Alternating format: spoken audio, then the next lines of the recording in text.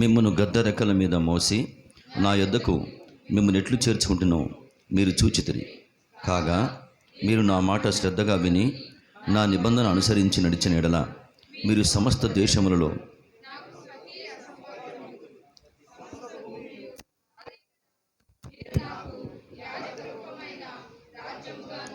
పరిశుద్ధ జనముగాను ఉందునని చెప్పుము.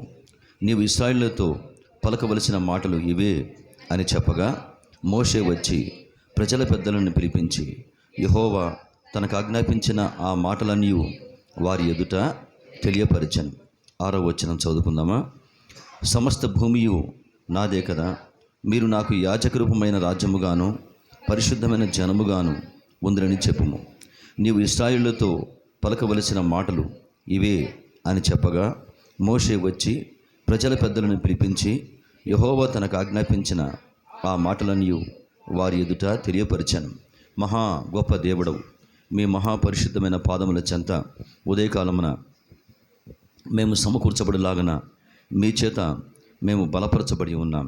అందును బట్టి మీకు వందనములు, కృతజ్ఞతలు, స్తుతులు మేము చెల్లించి ఉన్నాము. పరమ తండ్రి, మీరే మీ దర్శన భాగ్యమును, మీ బలమును, మీ శక్తిని మాకు అప్పగించి కృతజ్ఞతతో నిండు హృదయముతో మీకు వందనములు చెప్పులాగన మమ్మను దర్శించువాడవని మీకు స్తోత్రములు, స్తుతులు చెల్లించు యేసయ్య పరిశుద్ధ నామమున ప్రార్థన చేయించు అడుగుచు నమ్ముచున్నాము తండ్రి, ఆమెన్. అందరం దయచేసి కూర్చుందాం.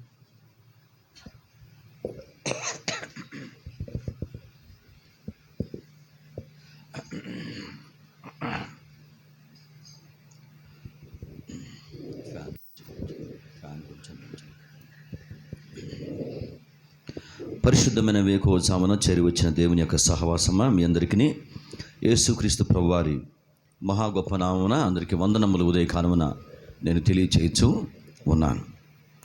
దేవుని యొక్క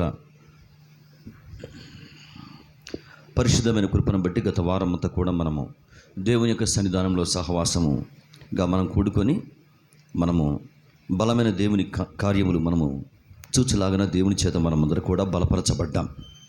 దేవుని యొక్క పరిశుద్ధమైనటువంటి వాక్యం యొక్క శక్తిని, ఆయన సన్నిధిని, ఆయన చేసే కార్యములు, సండే స్కూల్ పిల్లల మధ్య సహవాసములో ఆయన సంచారం చేస్తున్న విధానమును, ఆయన నమ్మకత్వమును మనమందరూ కూడా మనము చూచి ఉన్నాం. సజీవులుగా మనం కాపాడబడ్డాం, సజీవులముగా మనం కాపాడబడుచున్నాం. ప్రాణంతో మనమందరూ కూడా మనం ఉన్నాం, మనము జీవమును కలిగి మనం ఉన్నాం. కనుక దేవునికి ఏం చేస్తారంటే సజీవులు స్తుతులు చెప్తారు, స్తోత్రములు చెప్తారు. వందనములు చెప్పకుండా మనము ఉండలేం. వారమునికి ఒకసారి మనం మహాదేవుని పాదముల చెంత మనం కూర్చొనిలాగా మనం బలపరచబడుతున్నాం. యెషయా గ్రంథము 39వ అధ్యాయం చూస్తారా? యెషయా గ్రంథము 39వ అధ్యాయము 18, 19 వచ్చిన భాగాలు చూడండి. యెషయా గ్రంథము 38వ అధ్యాయం 38వ అధ్యాయము 18, 19 వచ్చిన భాగములు. పాతాళమున నీకు స్తుతి కలగదు, మృతి నీకు కృతజ్ఞతాస్థుతులు స్తుతి చెల్లింపదు. సమాధులకు దిగువారు నీ సత్యమును ఆశ్రయించరు. సజీవులు సజీవులే కదా నిన్ను స్తుతించుదురు. ఈ దినమున నేను సజీవుడనై నిన్ను స్తుతించుచు ఉన్నాను. సజీవులు సజీవులే కదా నిన్ను స్తుతించుదురు. కాబట్టి మనం సజీవులం. మృతులు ఏమన్నాడు? 18వ వచనం, మృతి నీకు కృతజ్ఞతాస్థుతులు చెల్లింపదు. సమాధిలోనికి దిగువారు నీ సత్యమును ఆశ్రయించరు. మనమైతే సజీవులం కాబట్టి మనం దేవుని యొక్క సత్యమును మనం ఆశ్రయించున్నాం. మనం మృతులం కాదు, సజీవులం. కాబట్టి 19వ వచనం మొదట్లో ఏంటి? సజీవులు సజీవులే కదా నేను స్తుతించుదురు. కాబట్టి దేవుని బిడ్డలారా, సజీవులుగా మనం మార్చబడ్డాం. మనమందరం కూడా వాక్యం చేత బలపరచబడి దేవునికి స్తుతులు చెప్పడానికి, స్తోత్రములు చెప్పడానికి మనం బలపరుచుకుందాం. చదువుకున్న వాక్యంలోకి రండి. 19వ అధ్యాయం నిర్గమకాండము 19వ అధ్యాయం. అదే మౌతు రావడం లేదా? మౌతు గమనించండి. ఇక్కడ మోషేకు దేవుడు చెప్తున్నాడు. మోషేకు వారు సీనాయి అరణ్యంలోకి వచ్చారు. ఇశ్రాయేలు జీవితాల్లో కొన్ని కీలమైన జంక్షన్స్ ఉన్నాయి. 40 సంవత్సరాలు వాళ్ళు ప్రయాణం చేశారు. ఆ 40 సంవత్సరాల ప్రయాణంలో వారికి దేవుడు అనేకమైనటువంటి మార్గాల్లో ఆశ్చర్యకరంగా నడిపించుకుంటూ వచ్చాడు. కొన్ని చోట్ల వాళ్ళని ఏం చేశారంటే దేవుడు స్టాప్ చేశాడు. సీనాయి పర్వతం అంటారు, కాదేషు అరణ్యం అంటారు. ఇలాగన కొన్ని ప్రాంతాల్లో దేవుడు వారిని ఆపి ఆయా ప్రాంతాల్లో చాలా సంగతులు వారితో దేవుడు మాట్లాడుతూ వస్తాడు. అలాగని ఈ సన్నివేశం సీనాయి అరణ్యం దగ్గర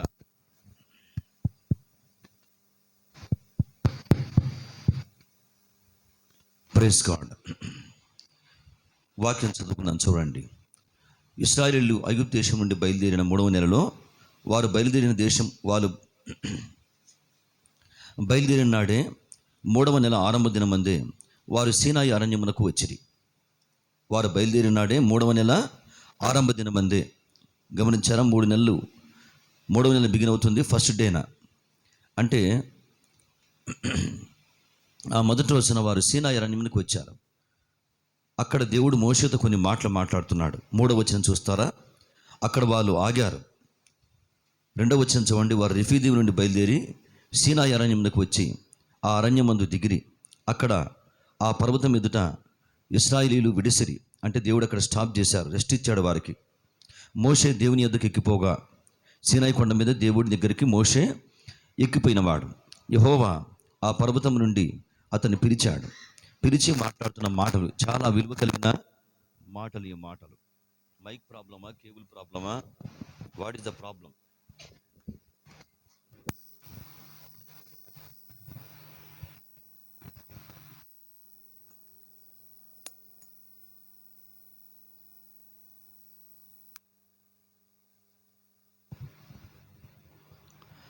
మోషేను దేవుడు పిలిచాడు సీనాయి కొండ మీదకి, పర్వతం మీద పిలిచాడు. అక్కడ ఆశ్చర్యకరంగా దేవుడు కొన్ని సంగతులు మాట్లాడుతున్నవాడు. చాలా బలము కలిగిన మాటలు మీరు గమనించండి. మన జీవితానికి కూడా ఇవి మనము వర్తింప చేసుకోవలసిన మాటలు. యేసుక్రీస్తు ప్రభువుని స్వంత రక్షకుడిగా అంగీకరించిన మనము, ఆయన మనం ప్రభువుగా పూజిస్తున్న మనము, దేవుని యొక్క స్వరంలోంచి వస్తున్న బలమైన మాటలు ఇవన్నీ కూడా. సీనాయి పర్వతాన్ని మోషే దేవుడు ఎక్కించిన తర్వాత మోషేతో మాట్లాడుతున్నాడు. నీవు ప్రజలకేం చెప్పాలి, పెద్దలకేం చెప్పాలి, పెద్దలు వెళ్ళి ప్రజలకేం చెప్పాలి, లేకపోతే నువ్వు పెద్దల్ని అందరినీ సమకూర్చి వారికి ఏ ఇన్ఫర్మేషన్ పాస్ చేయాలి అని దేవుడే మాట్లాడుతున్నవాడు. ఆ మాట నేను మరలా ఒకసారి చదువుతాను, చూస్తారా? 3వ వచనం. మోషే దేవుని యొద్దకు ఎక్కిపోవగా యెహోవా ఆ పర్వతము నుండి అతన్ని పిలిచి, నీవు యాకోబు కుటుంబీకులతో ముచ్చటించి ఇశ్రాయేలీయులకు తెలుపవలసిందేమనగా, నేను ఐగుప్తీయులకు ఏమి చేసితునో మిమ్మల్ని గద్దరెక్కల మీద మోసి నా యొద్దకు మిమ్మల్ని ఎట్లు చేర్చుకుంటున్నో అది మీరు చూచితిరి. ఆ మాటలు మీరు గమనించండి. దేవుడు చెప్తున్నవాడు, నేను ఐగుప్తీయులకు ఏమి చేసితునో మిమ్మల్ని గద్దరెక్కల మీద మోసి నా యొద్దకు మిమ్మల్ని ఎట్లు చేర్చుకుంటున్నో మీరు చూచితిరి. కాగా మీరు నా మాట శ్రద్ధగా విని నా నిబంధన అనుసరించి నడిచిన ఎడల మీరు సమస్త దేశ జనులలో నాకు స్వకీయ సంపాద్యమగుదురు. మీరు సమస్త దేశ జనులలో నాకు స్వకీయ సంపాద్యము అగుదురు. సమస్త భూమియు నాదే కదా. మీరు నాకు యాజక రూపమైన రాజ్యముగాను, బాగా మీరు గమనించండి మాటలు, మీరు నాకు యాజక రూపమైన రాజ్యముగాను పరిశుద్ధమైన జనముగాను ఉందిరని చెప్పుము. నీవు ఇశ్రాయేలుతో పలకవలసిన మాటలు ఇవే అని చెప్పగా మోషే వచ్చి ప్రజల పెద్దలను పిలిపించి, ఆ లక్షల మంది మధ్య కొంతమంది పెద్దలు ఉన్నారు గోత్రములకి, వారిని పిలిపించి యెహోవా తనకు ఆజ్ఞాపించిన ఆ మాటలన్నీ వారి ఎదుట తెలియపరచను. ఈ ఉదయకాలం కూడా దేవుడు కూడా మనకు చెప్తున్న వాడి మాటలు. మనం ఆయన కుమార్తెలం, ఆయన మనం అంగీకరించిన వారం, మనం ఏమై ఉన్నామో దేవుడు చెప్తున్నాడు. ఇశ్రాయేలు వారు ఐగుప్తులో ఉన్నారు. వారిని ఆశ్చర్యకరంగా దేవుడు మోషేను అహరోను మిరియామును ముగ్గురిని వాడుకున్నాడు. మోషేను వాడుకున్నాడు, అహరోను వాడుకున్నాడు, మిరియాము గారిని కూడా వాడుకున్నాడు. ముగ్గురిని వారి కోసం వాడుకొని ఐగుప్తు దేశంలో దేవుడు చాలా బలముగా పనిచేసి వారిని ఏం చేశాడు? విడిపించాడు, విమోచన చేశాడు, వెలుపలు తీసుకొని వచ్చిన తర్వాత ఆ యొక్క 3వ నెల మొదటి రోజున 2 నెలలు అయిపోయినవి, 3వ నెల బిగిన్ అవుతుందన్నమాట. 60 రోజులు అయిపోయింది. 60 రోజుల యాత్ర అయిపోయిన తర్వాత వారు కరెక్ట్గా ఏ పాయింట్కి వచ్చారు? సీనాయి పర్వతం దగ్గరికి వచ్చారు. ఇప్పటికీ సీనాయి పర్వతము ఇజ్రాయెల్ దేశంలో ఉంది. చాలామంది చెప్తా ఉంటారు కదా, ఆ చోట వాళ్ళు పెద్ద ఎలక్ట్రిక్ ఫెన్సింగ్ వేశారు. దానికి ఎలక్ట్రిక్ ఫెన్సింగ్, సీనాయి పర్వతాన్ని మొత్తానికి రౌండ్గా ఎలక్ట్రిక్ ఫెన్సింగ్ వేశారు. ఎందుకోసమని, మా దేవుడు యెహోవా ఈ చోటుకి దిగివచ్చి ఆయన 40 డేస్ ఈ చోట మోషేతో మాట్లాడినవాడు, మాకు 10 ఆజ్ఞలు ఇచ్చినవాడు, శాసనములు మాకు ఇచ్చినవాడు. మోషేతో మరలా ఆయన 80 రోజులు ఫాస్టింగ్ ఉంచి అనేక సంగతులు మేము ఎట్లా ఉండాలో, ఎలా బలపరచబడతామో చెప్పినవాడని చెప్పేసి దాన్ని వాళ్ళు ప్రతిష్ఠితంగా వారు చూసుకుంటున్నారు. ఆ యొక్క సీనాయి పర్వతం మీద దిగివచ్చి దేవుడు మోషేతో మాట్లాడుతున్నవాడు ఏమని? మిమ్మల్ని విడిపించుకున్నాను, మీరు నా చేత విడిపించబడ్డారు, నేను మీకు దేవుడుగా ఉన్నాను అని చెప్తూ దేవుడు ఏమని మాట్లాడుతున్నవాడు చూడండి. ఆ యొక్క నాలుగవ వచనం, నేను ఐగుప్తీయులకు ఏమి చేస్తున్నాను, మిమ్మల్ని గద్దరెక్కల మీద మోసి నా యుద్ధకు మిమ్మల్ని ఎట్లు చేర్చుకుంటున్నావు మీరు చూచితిరి. మోషేతో మాట్లాడుతున్నాడు. మోషే, నువ్వు చూసావు, అందరూ చూసావు, ఎలాగైనా ఏమి చేశానని. నేను ఐగుప్తులకు ఏం చేశాను మీ కొరకు? మీరు ఐగుప్తులో ఉండగా, మీరు విడిపించబడకుండా ఉండగా, మీరు బయటకు వద్దామన్నా బయటకు రాలేకుండా మీరు ఉండగా, ఐగుప్తులు మీరు దాసులుగా ఉండగా, ఆ దేశానికి నేను ఏం చేశాను, మిమ్మల్ని విడిపించుకోవడం కోసం నేను ఏమి చేశాను, ఎలాగైనా పని చేశానో మీరందరూ కూడా చూశారు అని చెప్తూ ఇంకో మాట కూడా అన్నాడు. ఏమంటున్నవాడు అంటే, మిమ్మల్ని గద్ద రెక్కల మీద, ఆ మాటలు మీరు గమనించండి, మిమ్మల్ని గద్ద రెక్కల మీద మోసి నా యుద్ధకు మిమ్మల్ని ఎట్లు చేర్చుకుంటున్నావు. మిమ్మల్ని ఏం చేశాను నేను? గద్ద రెక్కల మీద మొయ్యలాగన మిమ్మల్ని మోసుకుంటూ వచ్చాను. ఒక గద్ద రెక్కల మీద ఎలాగ మోస్తుందో అలాగ మోసుకుంటూ వచ్చాను. ఇదే మాటలు మోషే గారు కూడా పలుకుతాడు. దయచేసి ఒకసారి మీరు గమనించండి. ద్వితీయోపదేశకాండంలోకి వస్తారు, వాక్యం చూడండి. మోషే కూడా మరణించే కాలం మందు ఈ మాటలు మాట్లాడుతున్నవాడు. ద్వితీయోపదేశకాండము 32వ అధ్యాయం చూడండి వాక్యమును. 32వ అధ్యాయంలో కూడా మోషే చనిపోతున్న కాలంలో దేవుడు ఎలా ఉన్నాడో, వారి మధ్యన వారిని ఏమి చేశాడో, రాబోతున్న కాలంలో వారు ఎలా ధైర్యంగా ఉండాలో, ఎందుకు ధైర్యంగా ఉండాలో మోషే ఒక కీర్తన రాసుకుంటూ వస్తాడు. 32వ అధ్యాయం ఆ కీర్తన చూడండి వాక్యమును. 32వ అధ్యాయము 1వ వచనం చూస్తారా? 1వ వచనం, ఆకాశ మండలమా చెవి యొగ్గుము, నేను మాట్లాడుదును. కొంచెం టేబుల్ పెంచాలి, బేస్ ఎక్కువైంది కదా. భూమండలమా నా నోటి మాట వినుము, నా ఉపదేశము వానవలే కురియును అని చెబుతూ ఆయన కొన్ని మాటలు మాట్లాడతాడు. 10వ వచనం చూడండి వాక్యమును. 10వ వచనం, అరణ్య ప్రదేశంలోను భీకర ధ్వని గల పాడైన ఎడారిలోను. అంటే ఇశ్రాయేలు వారలారా, మనం ఏమై ఉన్నాం ఒకనాడు అని చెప్తున్నవాడు. అరణ్య ప్రదేశంలోను భీకర ధ్వని గల పాడైన ఎడారిలోను వాని కనుగొని, అంటే మన దేవుడైన యెహోవా మనల్ని కనుగొన్నాడు. మనల్ని కనుగొని ఆవరించి పరామర్శించి తన కనుపాపను వలె వాని కాపాడను. పక్షిరాజు అంటే గద్ద. దేవుడు కూడా మోషేతో పలికిన మాట అది నిర్గమకాండంలో. పక్షిరాజు తన గూడు రేపి తన పిల్లలపైన అల్లాడుచు రెక్కలు చాపుకొని వాటిని పట్టుకొని తన రెక్కల మీద వాటిని మోయినట్లు యెహోవా వారిని నడిపించను. యెహోవా మాత్రము వారిని నడిపించను. ఆ మాటలు మీరు గమనించారా? దేవుడు మోషేకు చెప్తున్న మాటలు, మోషే చివరి కాలంలో మోషే కూడా పలుకుతున్న మాటలు అవే. ఇదిగో ఇశ్రాయేలు వారలారా, మళ్ళీ దేవుడు ఆశ్చర్యకరంగా పక్షిరాజు లేకపోతే ఒక గద్ద ఎలాగన తన పిల్లలపైన అల్లాడుతుందో అలాగన మన మీద అల్లాడినవాడు. ఆయన మన మీద అల్లాడినవాడు. మనం బానిసత్వం కింద ఉన్నాం, ఐగుప్తులో మనం ఉన్నాం. మనం విడిపించబడేటువంటి దాఖలాలు లేవు. రకరకాల పాపాల కింద కూడా మనం ఉన్నాం. దీని బిడ్డారా, ఐగుప్తు అంటే మీరు గమనించండి, పాపపు జీవితం. దేవునిలోనికి రాకుండా ఉన్నప్పుడు ఉన్నటువంటి జీవితాన్ని ఐగుప్తు జీవితం అంటారు. కాబట్టి ఆ యొక్క జీవితంలో మనం ఉన్నాం. దేవునిలోకి వస్తామని, ప్రభుత్వం మనం ఉంటామని, ప్రభుత్వం మనం జీవిస్తామని, ఇలాగ బలపరచబడతామని, ఇలాగ దేవుని కోసం పనిచేస్తామని మనం ఎవరి కల్లో కూడా అనుకోలేదు. ఈ వారం కూడా నాకు చాలా ఆశ్చర్యం అనిపించింది.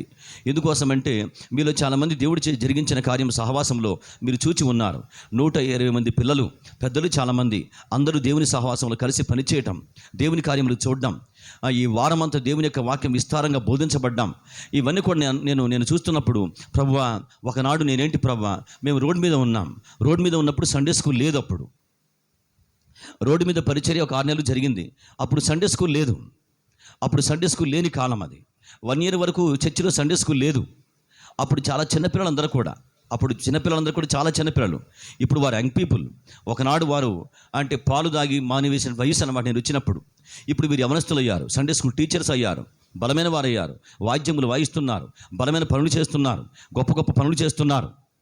ఆశ్చర్యకరమైన విషయాలు. 1 year వరకు సండే స్కూల్ లేదు. కానీ ఇవన్నీ నేను చూస్తున్నప్పుడు, అక్కడ కూర్చొని చూస్తున్నా, ప్రభువా, నీవెన్ని కార్యములు చేసావు ప్రభువా, మా మధ్య ఎలాగైనా విస్తరింప చేసుకుంటూ వచ్చావు ప్రభువా. అంటే ఇలా జరుగుతుందని, ఇలా ఉంటామని, ఇలాగ పరిచయం చేస్తామని ఆధారం లేదు, అవకాశం లేదు, మార్గాలు లేవు. నిరీక్షణ లేని కాలం ఆ కాలం, శూన్యమైన కాలం. దీని బిడ్డారా, అందుకే చోట మోషే గారు మాట్లాడుతున్నవాడు. కానీ అలా ఉండగా ఏం చేశాడు దేవుడు? మన మీద ఆయన అల్లాడినవాడు. మన మీద ఆయన అల్లాడి, పక్షిరాజు తన పిల్లల్ని ఎలాగైనా రెక్కల కిందకి లాక్కుంటుందో అలాగ లాక్కొని ఏం చేశాడు? గద్ద రెక్కల మీద మొయ్యలాగన ఆయన మనం మోసుకుంటూ వచ్చాడు. మోషేకు దేవుడు చెప్తున్నాడు, మోషే, నీవు ఇశ్రాయేలు వారికి ఈ మాట చెప్పాలి, నా ప్రజలకు ఈ మాట చెప్పాలి, నన్ను అంగీకరించారే, నన్ను దేవునిగా నమ్ముతున్నారే, వారికి ఈ మాట చెప్పాలి. ఈ మాట చెప్పి వారిని ఏం చేయాలి? ఇలాగ నమ్ములాగనని వారికి ఆజ్ఞాపించాలి. ఏం చేశాను? మిమ్మల్ని గద్ద రెక్కల మీద మోయిలాగన మిమ్మల్ని మోసుకుంటూ వచ్చాను. ఈ ఉదయకాలం దీని బిడ్డారా, దేవుడు చెప్తున్నవాడు, ఇంకను అలాగనే ఉన్నాను నేను. ఈ మాట అర్థం ఏంటి? ఇంకను అలాగనే ఉన్నాను, రాబోతున్న కాలం కూడా అలాగనే ఉన్నాను. ఇప్పుడు మన జీవితాల్లో కొన్ని భయములు ఉంటాయి. కొన్ని ఆటంకాలు ఉంటాయి, కొన్ని సందేహములు మన సందేహంలో పడవేస్తుంటాయి. నేను ఉంటానా, ఊడిపోతానా, విశ్వాసంలో కొనసాగుతానా, భక్తిని చేస్తానా, ఈ సవాళ్ళు ఏంటి, ఈ యొక్క బలమైనటువంటి ఛాలెంజెస్ ఏంటి, ఈ బాధ్యతలు ఏంటి, ఇలాంటివన్నీ కూడా కొత్త మన ముందుకు వచ్చి ఉంటాయి. అందుకే దేవుడు వాగ్దానం చేయొచ్చున్నవాడు, మీరు భయపడవద్దు, మిమ్మల్ని గద్దరెక్కల మీద మొయ్యిలాగా మోసుకుంటూ వచ్చాను, అలాగనే ఉన్నాను, మీతో అలాగనే ఉన్నాను, నేను ఎవరిని ఉన్నవాడను, అనువాడు ఉండును అనువాడనే ఉన్నాను అని దేవుడు చెప్తున్న వాడికి ఇలాంటి వారుగా మీరు ఉన్నారు అని చెప్తూ మీరు చూడండి వాక్యం మీరు గమనించండి. అక్కడ మోషేతో ఇంకో మాట దేవుడు పలుకుతున్నవాడు. 4వ వచనం చూస్తారా వాక్యమును? నిర్గమకాండం 19వ అధ్యాయం 4వ వచన భాగం చూడండి. నేను ఐగుప్తీయులకు ఏమి చేస్తున్నాను, మిమ్మల్ని గద్దరెక్కల మీద మోసి నా యొద్దకు మిమ్మల్ని ఎట్లు చేర్చుకుంటున్నావు మీరు చూచితిరి. కాగా మీరు నా మాట విని, నా మాట శ్రద్ధగా విని, మీ పని ఏంటి, మీరు నా మాట శ్రద్ధగా వినాలి, నా నిబంధన అనుసరించి నడిచిన ఎడల మీరు సమస్త దేశ జనులలో నాకు స్వకీయ సంపాద్యమగుదురు. మీరు నాకెవరు? స్వకీయ సంపాద్యం అంటే స్వంత ప్రజలు. మీరు నా చేత సంపాదించబడ్డారు, మిమ్మల్ని అలా చూసుకుంటున్నాను. సమస్త భూమియు నాదే కదా, దేవుడు చెప్తున్నవాడు. సమస్త భూమియు నాదే కదా అనే మాట అంటే మీరు భయపడవద్దు, కంగారు పడవద్దు ఏ విషయానికన్నా. కానీ సమస్త భూమి కూడా నాదే కదంటే అన్ని చోట్ల పనిచేస్తాను, సమస్త భూమిలో అన్ని చోట్ల మీకోసం పనిచేస్తాను, అన్ని స్థలంలో మీకోసం పనిచేస్తాను. ఎందుకోసమని? ఏ చోటన్నా కానీ నా అధికారములను నేను చలాయించుకుంటాను. సమస్త భూమి కూడా నాదే కదా అంటే ఆ సమస్తమైన చోట్ల మీతో పాటు ఉంటాను కదా అనే మాట అర్థం. సమస్త భూమియు నాదే కదా. చూడండి, ఆ మాట మీరు గమనించండి. సమస్త భూమియు నాదే కదా, మీరు నాకు యాజక రూపమైన రాజ్యముగాను పరిశుద్ధమైన జనముగాను ఉందిరని చెప్పుము. చూసారా, దేవుడు చెప్తున్నవాడు, మోషే మీరు నాకు యాజక రూపమైన రాజ్యముగాను పరిశుద్ధమైన జనముగాను మిమ్మల్ని మార్చుకున్నాను నేను. ఎటువంటి వారు మీరు? యాజక రూపము ధరించిన వారు మీరు. అంటే దేవుని సేవ మీరు చేస్తారు, దేవుని భారం మీరు పంచుకుంటారు. నా సేవలో మీకు ఏం చేశాను? పాలు పంపులు మీకు ఇచ్చాను నేను. దేవుడు చెప్తున్నవాడు, ఇశ్రాయేలు వారులారా మీరు ఐగుప్తులో ఉన్నారు, మీరు బయటకు వచ్చే అవకాశం లేదు, కానీ మిమ్మల్ని ఏం చేశాను? నేను గద్ద రెక్కల మీద మొయ్యిలాగన మీకోసం పనిచేశాను, మీ జీవితాల్లోకి వచ్చాను. నేనేం చేశాను? అనేకమైన కార్యములు చేశాను. మనం దేవునిలోనికి రావడానికి మీరు గమనించండి, మనం దేవునిలోనికి రావడానికి మన ముందు దేవుడు పనిచేశాడు.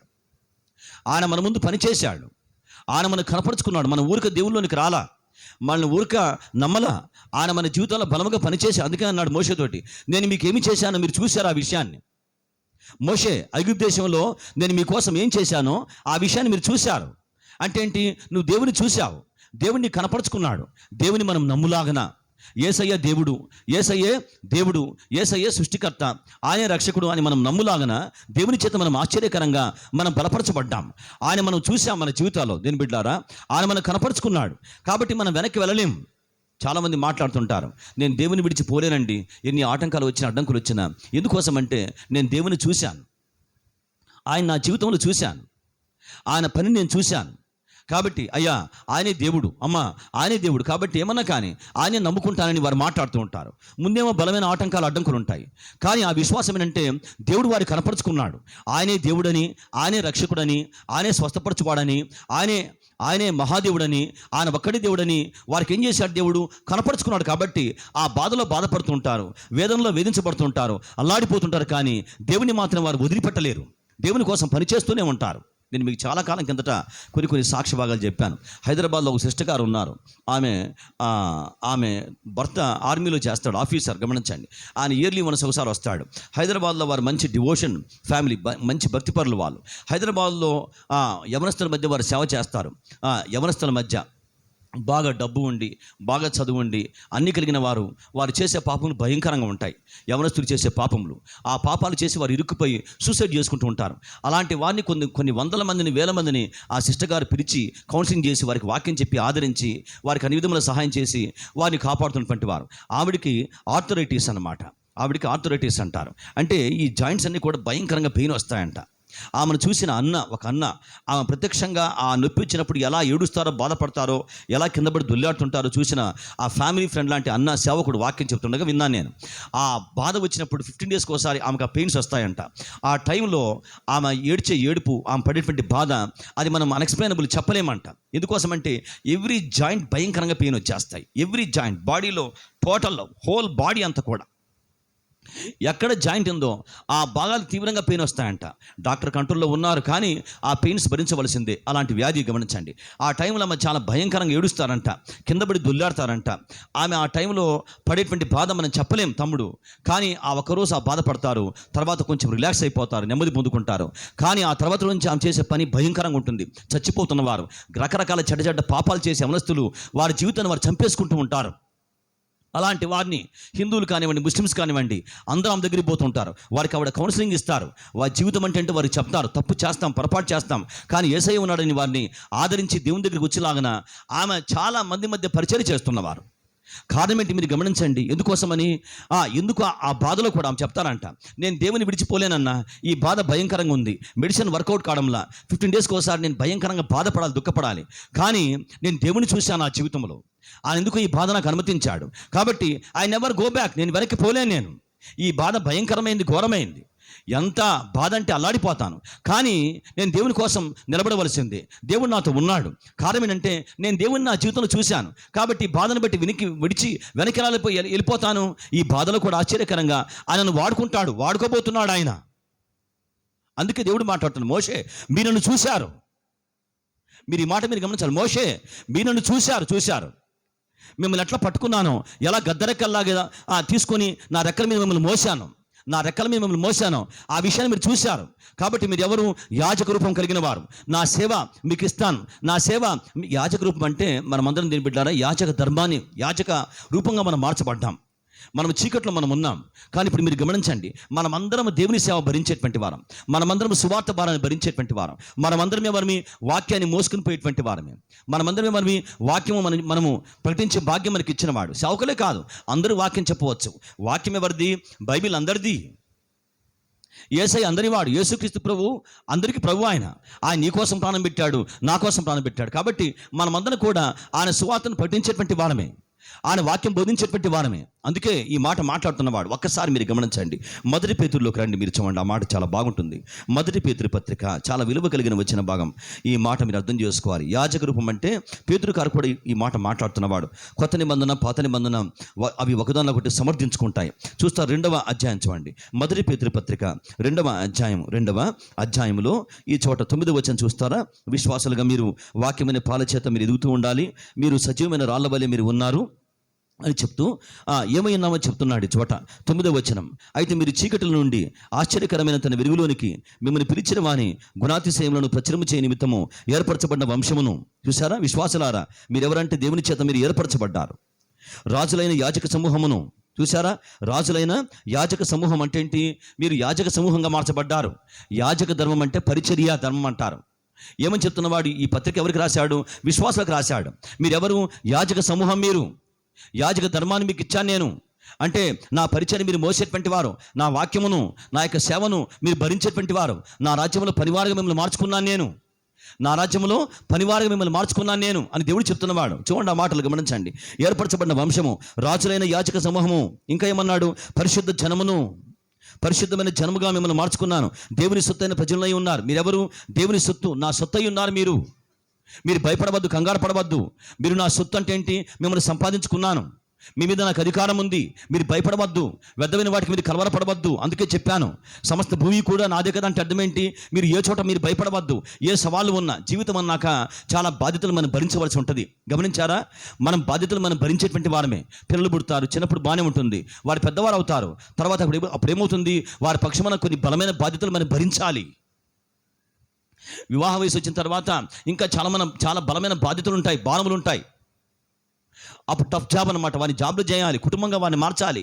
ఇవన్నీ కూడా పెరుగుతున్న బాధ్యతలే. మీరు గమనించండి, మనం పెరిగే కొద్దీ బాధ్యతలు ఏమవుతుంటాయి? అవి పెరుగుతూ ఉంటాయి, లోడ్ పెరిగిపోతూ ఉంటుంది. అందుకే దేవుడు మాట్లాడుతున్నవాడు, మీరు భయపడవద్దు. ఎలా ఉన్నాను?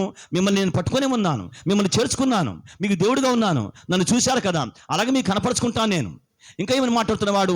మీరు నా రెక్కల మీద మీరు ఉన్నారు, రెక్కల మీద మోస్తున్నాను కదా, అలాగనే మోస్తూ ఉన్నాను. ఆటంకాలు వచ్చాయని, అడ్డంకులు వచ్చాయని మీరు ఏ చోట మీరు కంగారు పడి మీరు వెనకెళ్ళవద్దు. అలాగే మీతో ఉన్నాను నేను. మీ పట్ల నా ప్రేమ మారలేదు. నేను మీ దేవుడును. ఎవరిని? నేను శాశ్వత కాలం నుంచి శాశ్వత కాలం వరకు అలాగే ప్రేమిస్తూ ఉన్నాను. నేనే ప్రారంభించాను, నేనే కొనసాగిస్తాను, నేనే ముగిస్తాను.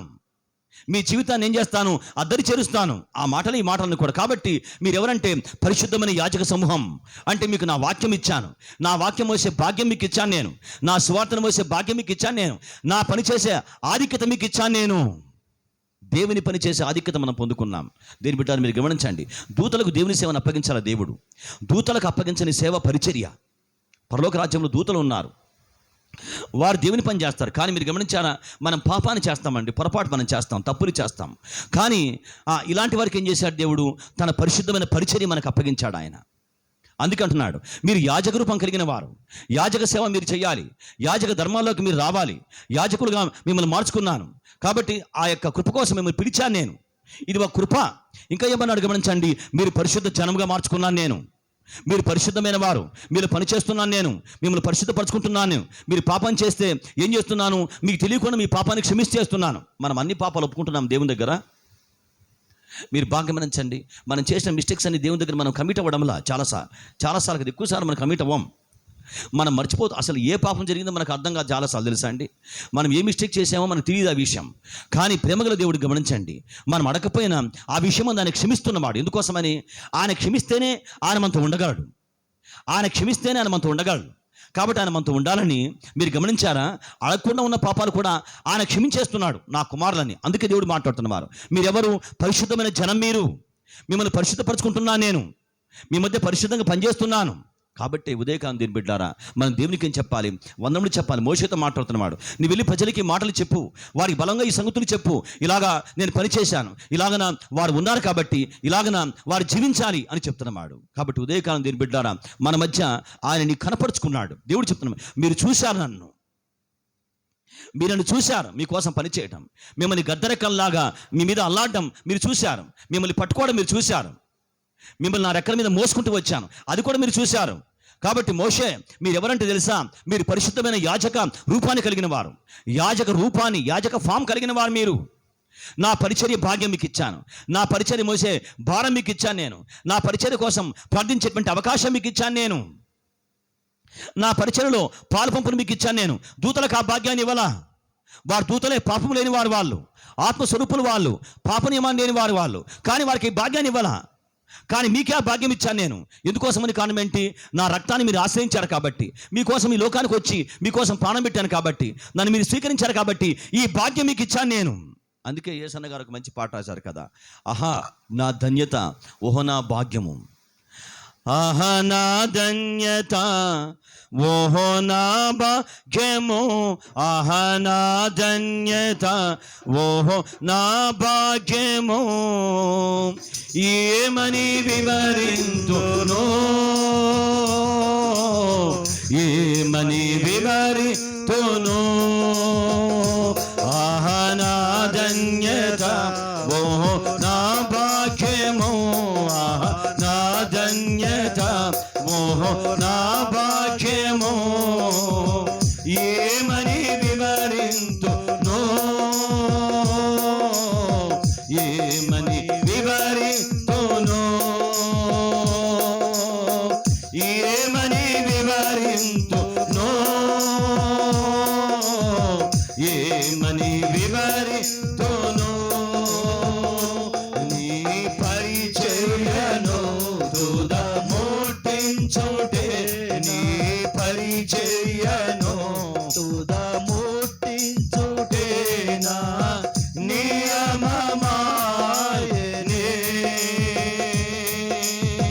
నీ సన్నిధిలో నీ పొందుకోరి, నీ స్నేహితుడానైతే,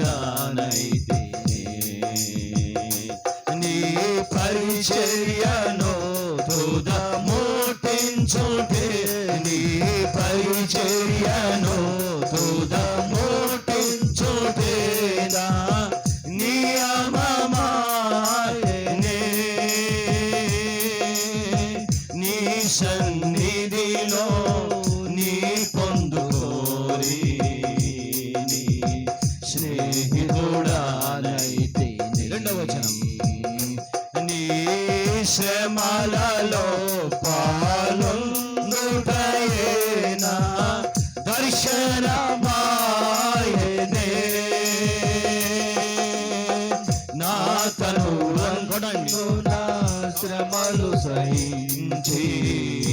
నీ వారసుడనైతిని. నీ శ్రమలలో ఆరాధన సమయాన్ని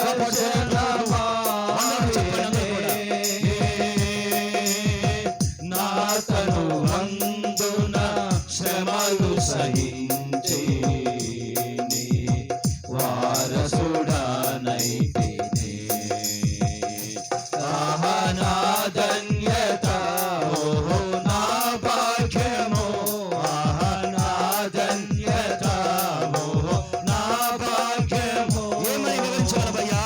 ఏమని వివరింతును, ఏమని వివరింతును. ఆహా నా ధన్యత, ఓహో నా భాగ్యము, ఆహా నా ధన్యత, ఓహో నా భాగ్యము. ఏమని వివరింతును, ఏమని వివరింతును, ఏమని వివరింతును. అందరూ దయచేసి లేచించున్నాం. ఏమని వివరింతును, ఏమని వివరిస్తును. ఆహా నా ధన్యత, ఓహో నా భాగ్యము. చెప్పండి అందరు కూడా పాటి పాడి గట్టిగా ఆరాధించండి. భాగ్యము మీరు నాకు యాజకరూపమైన వారు.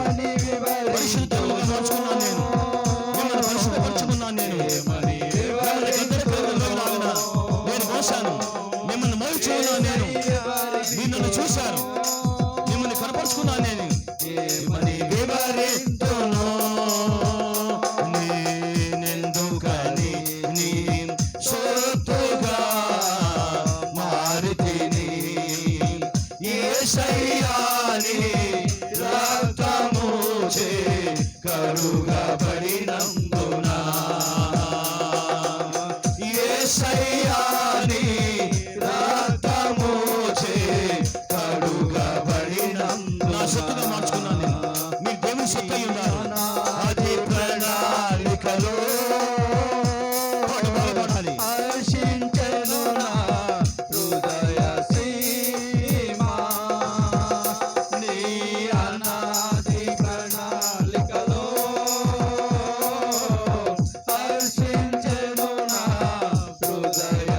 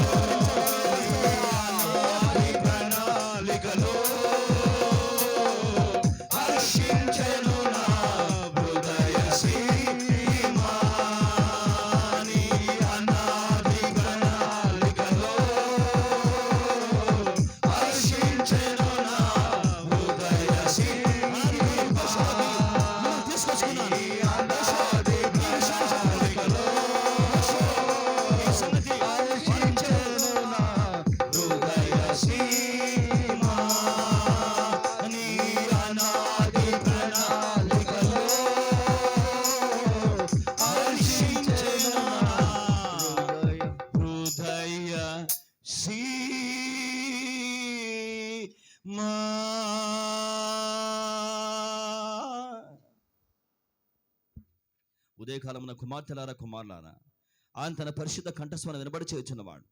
ఈ మాటలు నా ప్రజలకు బలముగా చెప్పు మోషే. మీరు నన్ను చూచారు, మీకు కనపరుచుకున్నాను. నేను మీకు దాగి ఉండలేదు. మిమ్మల్ని గద్ద రెక్కల కిందకి లాక్కొని లాగన అలాగూ లాక్కొని మరలా నా చేయి పట్టుకొని మిమ్మల్ని గద్ద రెక్కల మీద మోసినట్లుగా మిమ్మల్ని మోసాను. ఇప్పుడు కూడా మోయబడుచున్నారు. నేనే ప్రారంభించాను, నేనే కొనసాగించువాడను, నేనే ముగించువాడను, నేనే అలాగన మోయివాడను. స్తుతులు నాయన. మీరు నాకు పరిశుద్ధమైన యాజక రూపంగా మిమ్మల్ని మార్చుకున్నాను. నేను స్తోత్రం. నా ప్రజలకి ఈ మాటలు తెలియచేయి మోషే. నా ప్రజలకి ఈ మాటలు తెలియచేయి. వారికి జ్ఞానం కలగాలి. అందుని బట్టి వారు నన్ను ఆరాధిస్తారు, కృతజ్ఞులై ఉంటారు నాతోటి. వందనములు దేవా, వందనం. యాజక రూపాన్ని వారికి ఇచ్చాను. నేను పరిశుద్ధమైన యాజక సమూహంగా మిమ్మల్ని మార్చుకున్నాను. నేను స్తోత్రం. మీరు చీకట్లో ఉన్నారు ఒకనాడు, మిమ్మల్ని విడిపించాను. నేను మీకు నన్ను కనపరుచుకున్నాను. నన్ను చూసేలాగా మీకు సహాయం చేశాను. మీరు ఎప్పటికీ వెనకెళ్ళకుండా మీరు నన్ను చూసేలాగా నేను మీకు సహాయం చేశాను. వ్యాధులు వచ్చినా, రోగాలు వచ్చినా, బాధలు వచ్చినా, బలమైన బాధ్యతలు భరించవలసి వచ్చినా, సవాళ్ళు వచ్చినా మీరు నా రెక్కల మీదనే ఉంటారు. గద్ద రెక్కలు ఎలాగైనా దించదో పిల్లల్ని, అలాగనే కూడా నేను కూడా మిమ్మల్ని దించను నా రెక్కల మీద నుంచి. ఇదే యెహోవా వాక్కు. స్తోత్రం. నా ప్రజలకు ఈ విషయం తెలియచేయి మోషే. పరిశుద్ధపరచుకున్నా మిమ్మల్ని నేను. మీరు నాకు పరిశుద్ధమైన జనము. I'm the Holi God. పరిశుద్ధమైన దేవునిగా మీ మధ్య వాసం చేయుచున్నాను. నేను మిమ్మల్ని క్షమిస్తూ ఉన్నాను. నేను స్తోత్రులు నాయన. నా చేత మీరు బలముగా క్షమించబడుతున్నారు. మోషే ఈ మాట వారికి చెప్పు. మనం అన్ని పాపములు, దోషములు దేవుని దగ్గర ఒప్పుకోలేకపోతున్నాం. అవి ఏంటో మనకు తెలియడంలో, కానీ ఆయన చేత ఆశ్చర్యకరంగా ఆయన క్షమించి మనతో సహవాసం చేయుచున్నవాడు, పరిశుద్ధపరిచి ఆయన మనతో ఉంటున్నవాడు. వందనములు యేసయ్యా, కృతజ్ఞతలు యేసయ్యా అని ఉదయకాలం మనం చెనింపబద్ధులమైన కుమార్తెలారా కుమారులారా, you should not be silent. మీరు మౌనంగా ఉండకూడదు. ప్రభుతో మీరు మాట్లాడాలి. ఉదయకాలం మనం మోకాళ్ళు వంచగలరా? మోకాళ్ళు వంచండి, మోకాళ్ళు వంచండి. మోకాళ్ళు వంచలేతే కొంచెం నిల్చోండి, లేకపోతే మీకు ఇష్టమైన పొజిషన్లో మీరు దేవుని గౌరవిస్తూ మీరు కూర్చోండి. But you have to worship hour God. God is speaking to you. దేవుడు చెప్తున్నవాడు, ఆయనే మాట్లాడుచున్నవాడు. మోషే సీనాయి కొండెక్కు, నా ప్రజలకు, నా జనులకు ఈ విషయాలు తెలియచేయ వారికి. నన్ను వారు చూశారు, భయపడవద్దని చెప్పు వారికి. నన్ను వారు చూశారు, వారు మరల జీవితంలో ఏ బాధ వచ్చినా వెనక్కి వెళ్లకుండా నాతోనే ఉండేలాగిన నన్ను వారు కనపరుచుకున్నాను. నేను గద్ద రెక్కల కిందకి ఎలా లాక్కుంటుందో అలాగున నేను లాక్కున్నాను. ఆవరించి నేను అల్లాడి ఉన్నాను మీ మీద. ఓ ఇశ్రాయేలు, అరణ్యంలో భీకర ధ్వనిగిన పాడైన ఎడారిలో నిన్ను కనుగొన్నాడు దేవుడు. నీ కనపరుచుకున్నాడు. నిన్ను కనుగొని నిన్ను ఆవరించాడు, నిన్ను పరామర్శించాడు. నీవు దేవుని చేత ట్రీట్ చేయబడ్డావు. నీవు దేవుని చేత పరామర్శ పొందుకున్నావు. నీవు పరామర్శించబడ్డావు. భయపడవద్దు. ఇలాగ దేవుని చేత నువ్వు చేర్చుకొనబడ్డావు. మిమ్మల్ని చేర్చుకున్నాను. నేను మిమ్మల్ని చేర్చుకున్నాను. భయపెట్టే వాడికి భయపడవద్దు, కలవరపడవద్దు. ధైర్యపరుచుకొని నాకు అప్పగించుకోనండి. నేను నమ్ముటకు తగిన దేవుడని. నేను గద్ద రెక్కల మీద ఎలా ఉంచుకుంటుందో అలాగనే ఉంచుకున్నాను. నేను నా పరిచర్య చేసే భాగ్యం మీకు ఇచ్చాను. నేను యాజక రూపంగా మార్చుకున్నాను. నేను మీ రూపాలు వేరు, మీ ఆకారములు వేరు ఒకనాడు, కానీ మిమ్మల్ని ఆశ్చర్యకరంగా నా యాజక రూపాన్ని మీకు ఇచ్చాను. నేను మీ రూపాన్ని మార్చాను. I have changed your form. సాతాను రూపాన్ని కలిగిన వారం మనం. ఒకనాడు సైతాను పనులు చేసిన వారం, చెడ్డ అలవాట్లకు మనం బానిసైన వారం, సాతాను రూపాన్ని కలిగిన వారం. కానీ యేసయ్య చేత ఆశ్చర్యకరంగా మోయబడి, క్షమించబడి, చేర్చుకొనబడి ఆయన యాజక రూపాన్ని మనం పొందుకున్నాం. ఇప్పుడు మన రూపాలు మార్చబడ్డాయి. సువార్తను మోసేవారం, సువార్తను పంచేవారం, వాక్యమును మోసేవారం, వాక్యమును మనం బోధించేవారం, వాక్య ప్రకటన చేసేవారం, ఆయన పరిచర్య మోసేవారం, ఆయన పరిచర్య తుదముట్టించేవారుగా మనం మార్చబడ్డాం. What an amazing grace. కుమార్తెలారా, కుమారులారా, ఇది ఎలాంటి ఆశ్చర్యకరమైన కృప గ్రహించండి. మీరు ప్రభుతో మీరు ఉదయకాలం మీరు మాట్లాడి ఆరాధించండి, స్తుతులు చెప్పండి. మృతులు మౌనంగా ఉంటారు, సజీవులు సజీవులే కదా నేను స్తుతింతునని యెషయా మాట్లాడుతున్నవాడు. ఆయన పరిచర్యలో మనం పాలుపంపులు పొందుకున్నాం. ఆయన పరిచర్య తుదముట్టించే వారుగా మార్చబడ్డాం. దూతలకు అప్పగించిన సేవను ఆయన మనకిచ్చినవాడు. ఆయన బలముగా పనిచేయుచున్నవాడు. ఆయన రాజ్యాన్ని కట్టేవారుగా మార్చుకున్నాడు. మనకున్న తలాంతుల చేత, వనరుల చేత, మనకున్నటువంటి వరముల చేత రాత్రింబగలు ఆయన రాజ్యం కోసం మనం కష్టపడలాగన ఆయన మన జీవితాన్ని, రూపాన్ని మార్చాడు. మీరు నాకు యాజక రూపమైన జనముగా ఉన్నారు. మీరు పరిశుద్ధమైన యాజక సమూహంగా మిమ్మల్ని మార్చుకున్నాను. యాజక సమూహంగా మిమ్మల్ని మార్చుకున్నాను. నేను మిమ్మల్ని ఒక సమూహం చేశాను. నేను యాజక సమూహంగా మీరు మార్చాను. పరిచర్య కోసం ప్రార్థించే వారిగా మార్చాను. నేను అగ్ని గంధకాలతో గుండంలో వెళ్ళిపోతున్న వారి కోసం రాత్రి మగళ్ళు ప్రార్థించేవారుగా మిమ్మల్ని సహవాసంగా నేను మార్చాను. యాజక సమూహముగా మిమ్మల్ని చేశాను. నేను వందనములు యేసయ్యా, కృతజ్ఞతలు యేసయ్యా, స్తుతులు యేసయ్యా అని మన ఉదయకాలం చెప్పబద్ధులమై ఉన్నాం. కుమార్తెలారా, మృతులు దేవునికి స్తోత్రం చెప్పలేరు అన్నాడు యెషయా గారు. పాతాళంలో ఉన్నవారు దేవుని కీర్తించలేరు. సజీవులే కదా నీకు స్తుతులు చెప్తారు, కృతజ్ఞతాస్తుతులు చెప్తారు, ఆరాధిస్తారు ప్రభువా. కాబట్టి సజీవులుగా మనం మార్చబడ్డాం.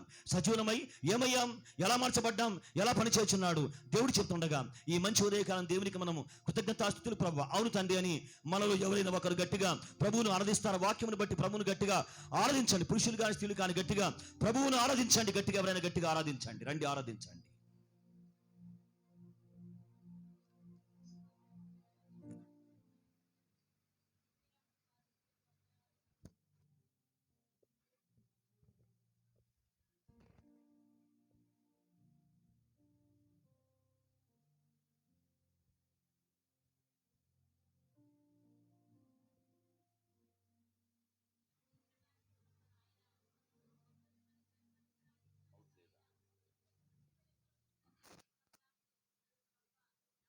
కృతజ్ఞతలు తండ్రి, స్తుతులు. ఈ ఉదయకాల సమయం అందు తండ్రి నాయన ఆయన నిజంగా ప్రవ్వ నాయన మరి ఇశ్రాయేలీయులను తండ్రి నాయన ఐగుప్తులో నుండి ప్రవ్వ ఏ విధంగా తండ్రి గద్ద రెక్కల మీద మోసుకొని వచ్చినట్లుగా ప్రవ్వ నాయన వారిని బయటికి తీసుకొచ్చిన దేవుడవు తండ్రి నాయన. నిజంగా నా జీవితాన్ని కూడా ప్రవ్వ నాయన లోకంలో, పాపంలో, శాపంలో, చీకటి జీవితంలో ఉన్నప్పుడు ప్రవ్వ నాయన నీ యొక్క ప్రకాశవంతమైన వెలుగు చేత తండ్రి నాయన అయ్యా నీ యొక్క స్వకీయ జనముగా నన్ను చేసుకున్నందుకే మీకు వందనాలు తండ్రి. దేవా నాయన మరి ప్రవ్వా ఈ లోక సంబంధమైన పాపం అనే లోకంలో నుండి నన్ను తీసుకొని వచ్చిన దేవుడా మీకు వందనాలు తండ్రి. మీ రెక్కల పైన మోసుకొని వచ్చిన దేవా మీకు స్తోత్రం చెల్లిస్తున్నాడు ప్రవ్వా. ఇంకను నన్ను మిమ్మల్ని స్తుతించడానికి సజీవ లెక్కలో ఉంచినందుకే మీ కృతజ్ఞతాస్తుతులు చెల్లిస్తున్నాడు ప్రవ్వా. దేవా నమ్మదగిన దేవుడవై తండ్రి నాయన ఈ దినం వరకు కూడా నా పక్షం ఉన్నందుకే మీకు వందనాలు చెల్లిస్తున్నాడు ప్రవ్వా. దేవా తండ్రి నాయన కృప కలిగిన దేవుడా మీకు స్తోత్రం చెల్లిస్తున్నాడు ప్రవ్వా. యేసయ్య మీ ప్రేమయే తండ్రి నాయన ఈ లోకంలో ప్రవ్వా క్షేమముగా తండ్రి బ్రతికే కృపనిచ్చుచున్నది ప్రవ్వా మీకు వందనాలు చెల్లిస్తున్నాము తండ్రి. దేవా నిజంగా తండ్రి నాయన అయ్యా తండ్రి మీ యొక్క రెక్కల పైన మోస్తున్న దేవుడా మీకు వందనాలు తండ్రి. విడిపించిన దేవుడా మీకు వందనాలు ప్రవ్వా. నీ యొక్క జనముగా చేసుకోవడానికి తండ్రి నాయన అయ్యా ప్రవ్వా పరిశుద్ధ జనముగా చేసుకోవడానికి తండ్రి నాయన అయ్యా తండ్రి నాయన యాజక సమూహంగా రూపముగా మీరు మార్చి ఉన్నారు నాయన. మీరు ఏర్పాటు చేసుకున్న దేవుడా మీకు ఎంత కృప, ఎంత ఆధిక్యత ప్రభువా. దేవా మీ యొక్క కృప, మీ యొక్క ప్రభు నాయన ఏర్పాటు ఎంత గొప్పది ప్రభు మీకు వందనాలు చెల్లిస్తున్నాము తండ్రి. దేవా నాయన నువ్వు కృప కలిగిన దేవుడవు తండ్రి, నువ్వు ప్రేమ కలిగిన కలిగిన దేవుడవు తండ్రి నాయన. ఎవ్వరు కూడా నశించిపోవడం ఇష్టం లేక ప్రభు నాయన.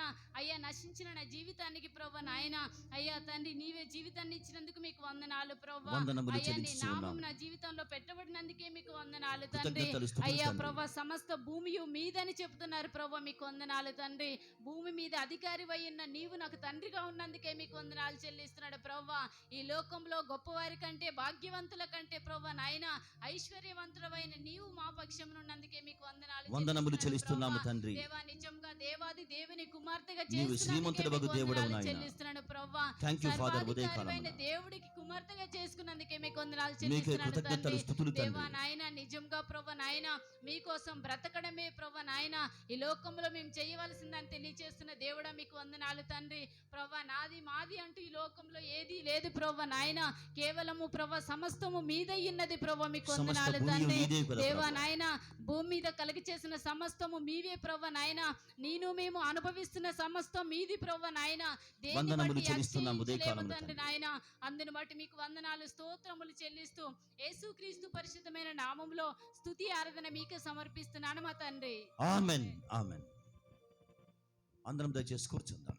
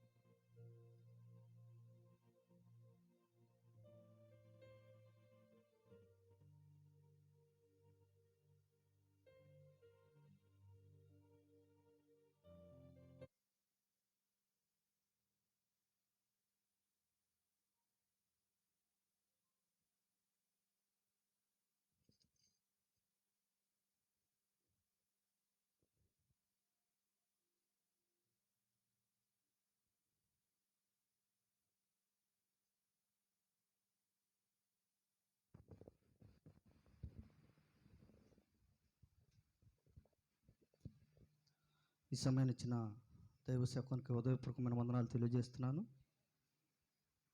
ఈ సమయంలో ప్రభు సన్నిధిలో చేరి ఉన్న మీ అందరికీ వందనాలు తెలియజేస్తున్నాను.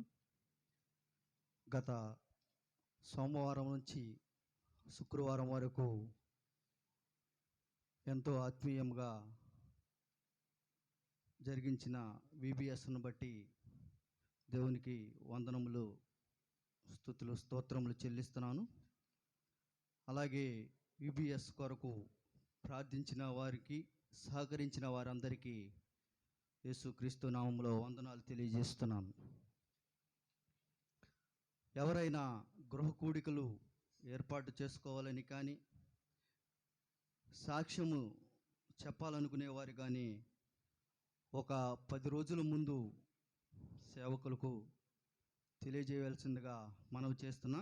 ఎవరైనా గృహ కూడికలు ఏర్పాటు చేసుకోవాలనుకునేవారు కానీ, సాక్ష్యము చెప్పాలనుకునేవారు కానీ ఒక 10 రోజుల ముందుగా సేవకులకు తెలియజేయవలసిందిగా మనవి చేస్తున్నాను.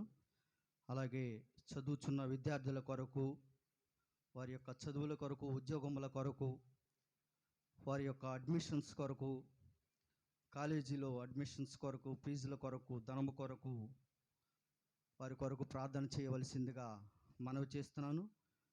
అలాగే వివాహము చేసుకునే వారి కొరకు ప్రార్థించవలసిందిగా మనవి చేస్తున్నాను. ప్రకటనలు ముగించబడినవి. ఈ సమయంలో విబిఎస్ కొరకు ఒక నివేదిక ఏర్పాటు చేయబడింది.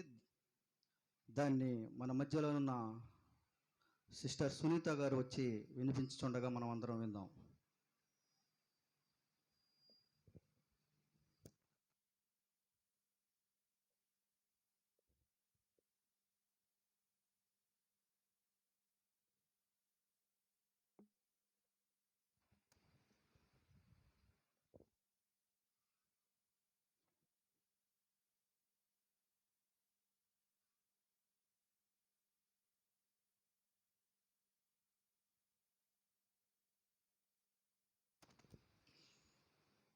ఈ అవకాశం ఇచ్చినటువంటి నా ఆత్మీయ తండ్రి అయిన మన బ్రదర్ గారికి నా వందనాలు. చేరువచ్చిన మీ అందరికీ ప్రభు నామంలో నా వందనాలు.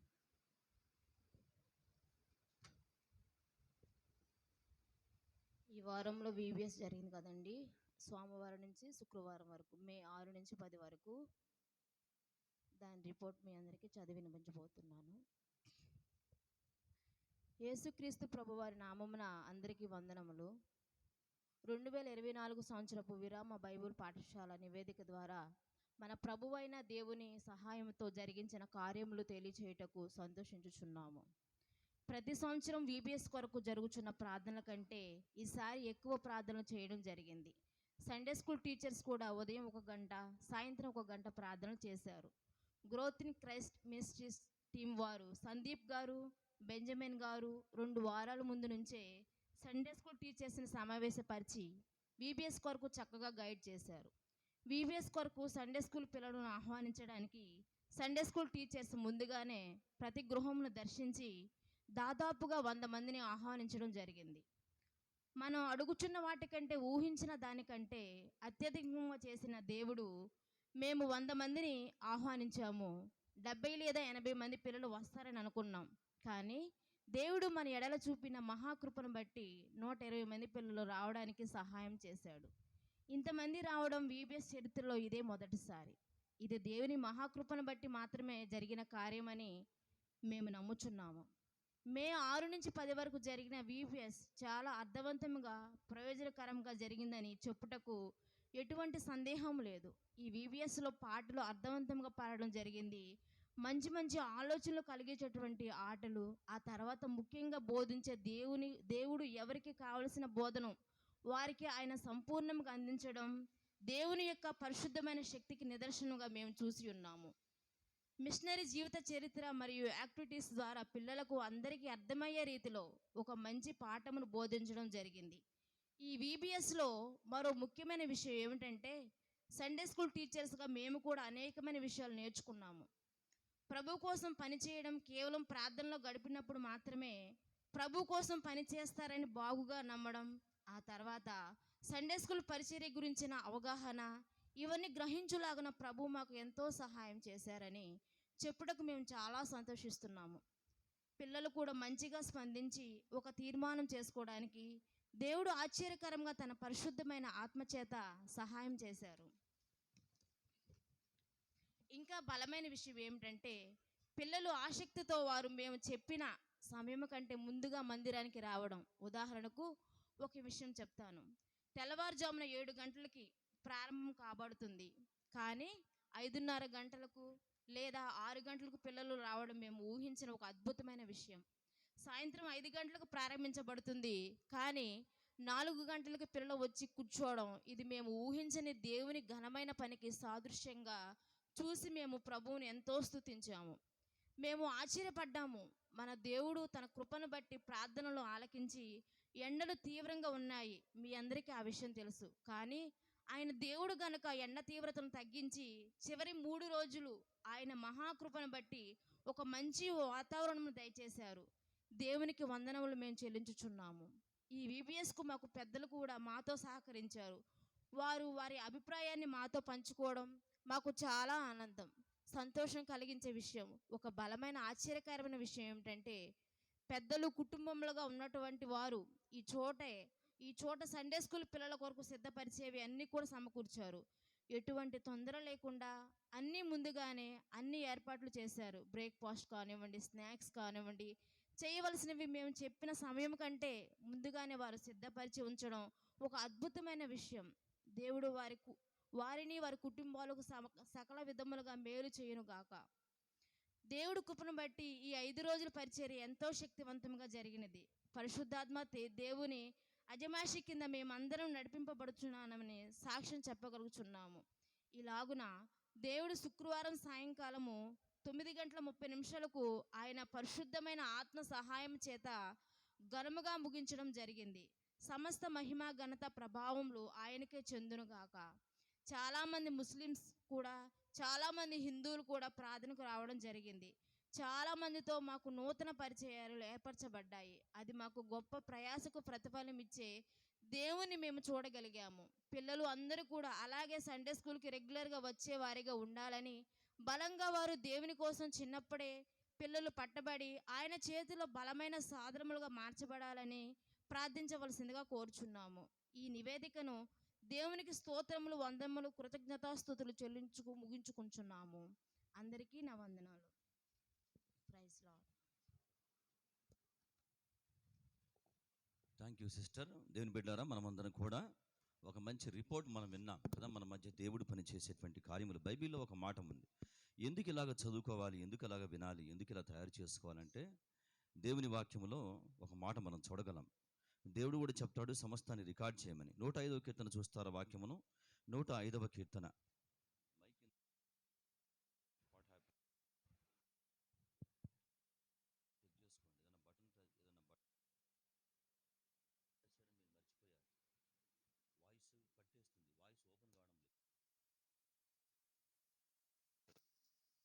వాయిస్ పట్టేస్తుంది, వాయిస్ ఓపెన్ కావడం లేదు. 105వ కీర్తనలో ఈ మాట మీరు గమనించండి. వాక్యమును 2వ వచనం చూస్తారు. వాక్యమును 2వ వచనం.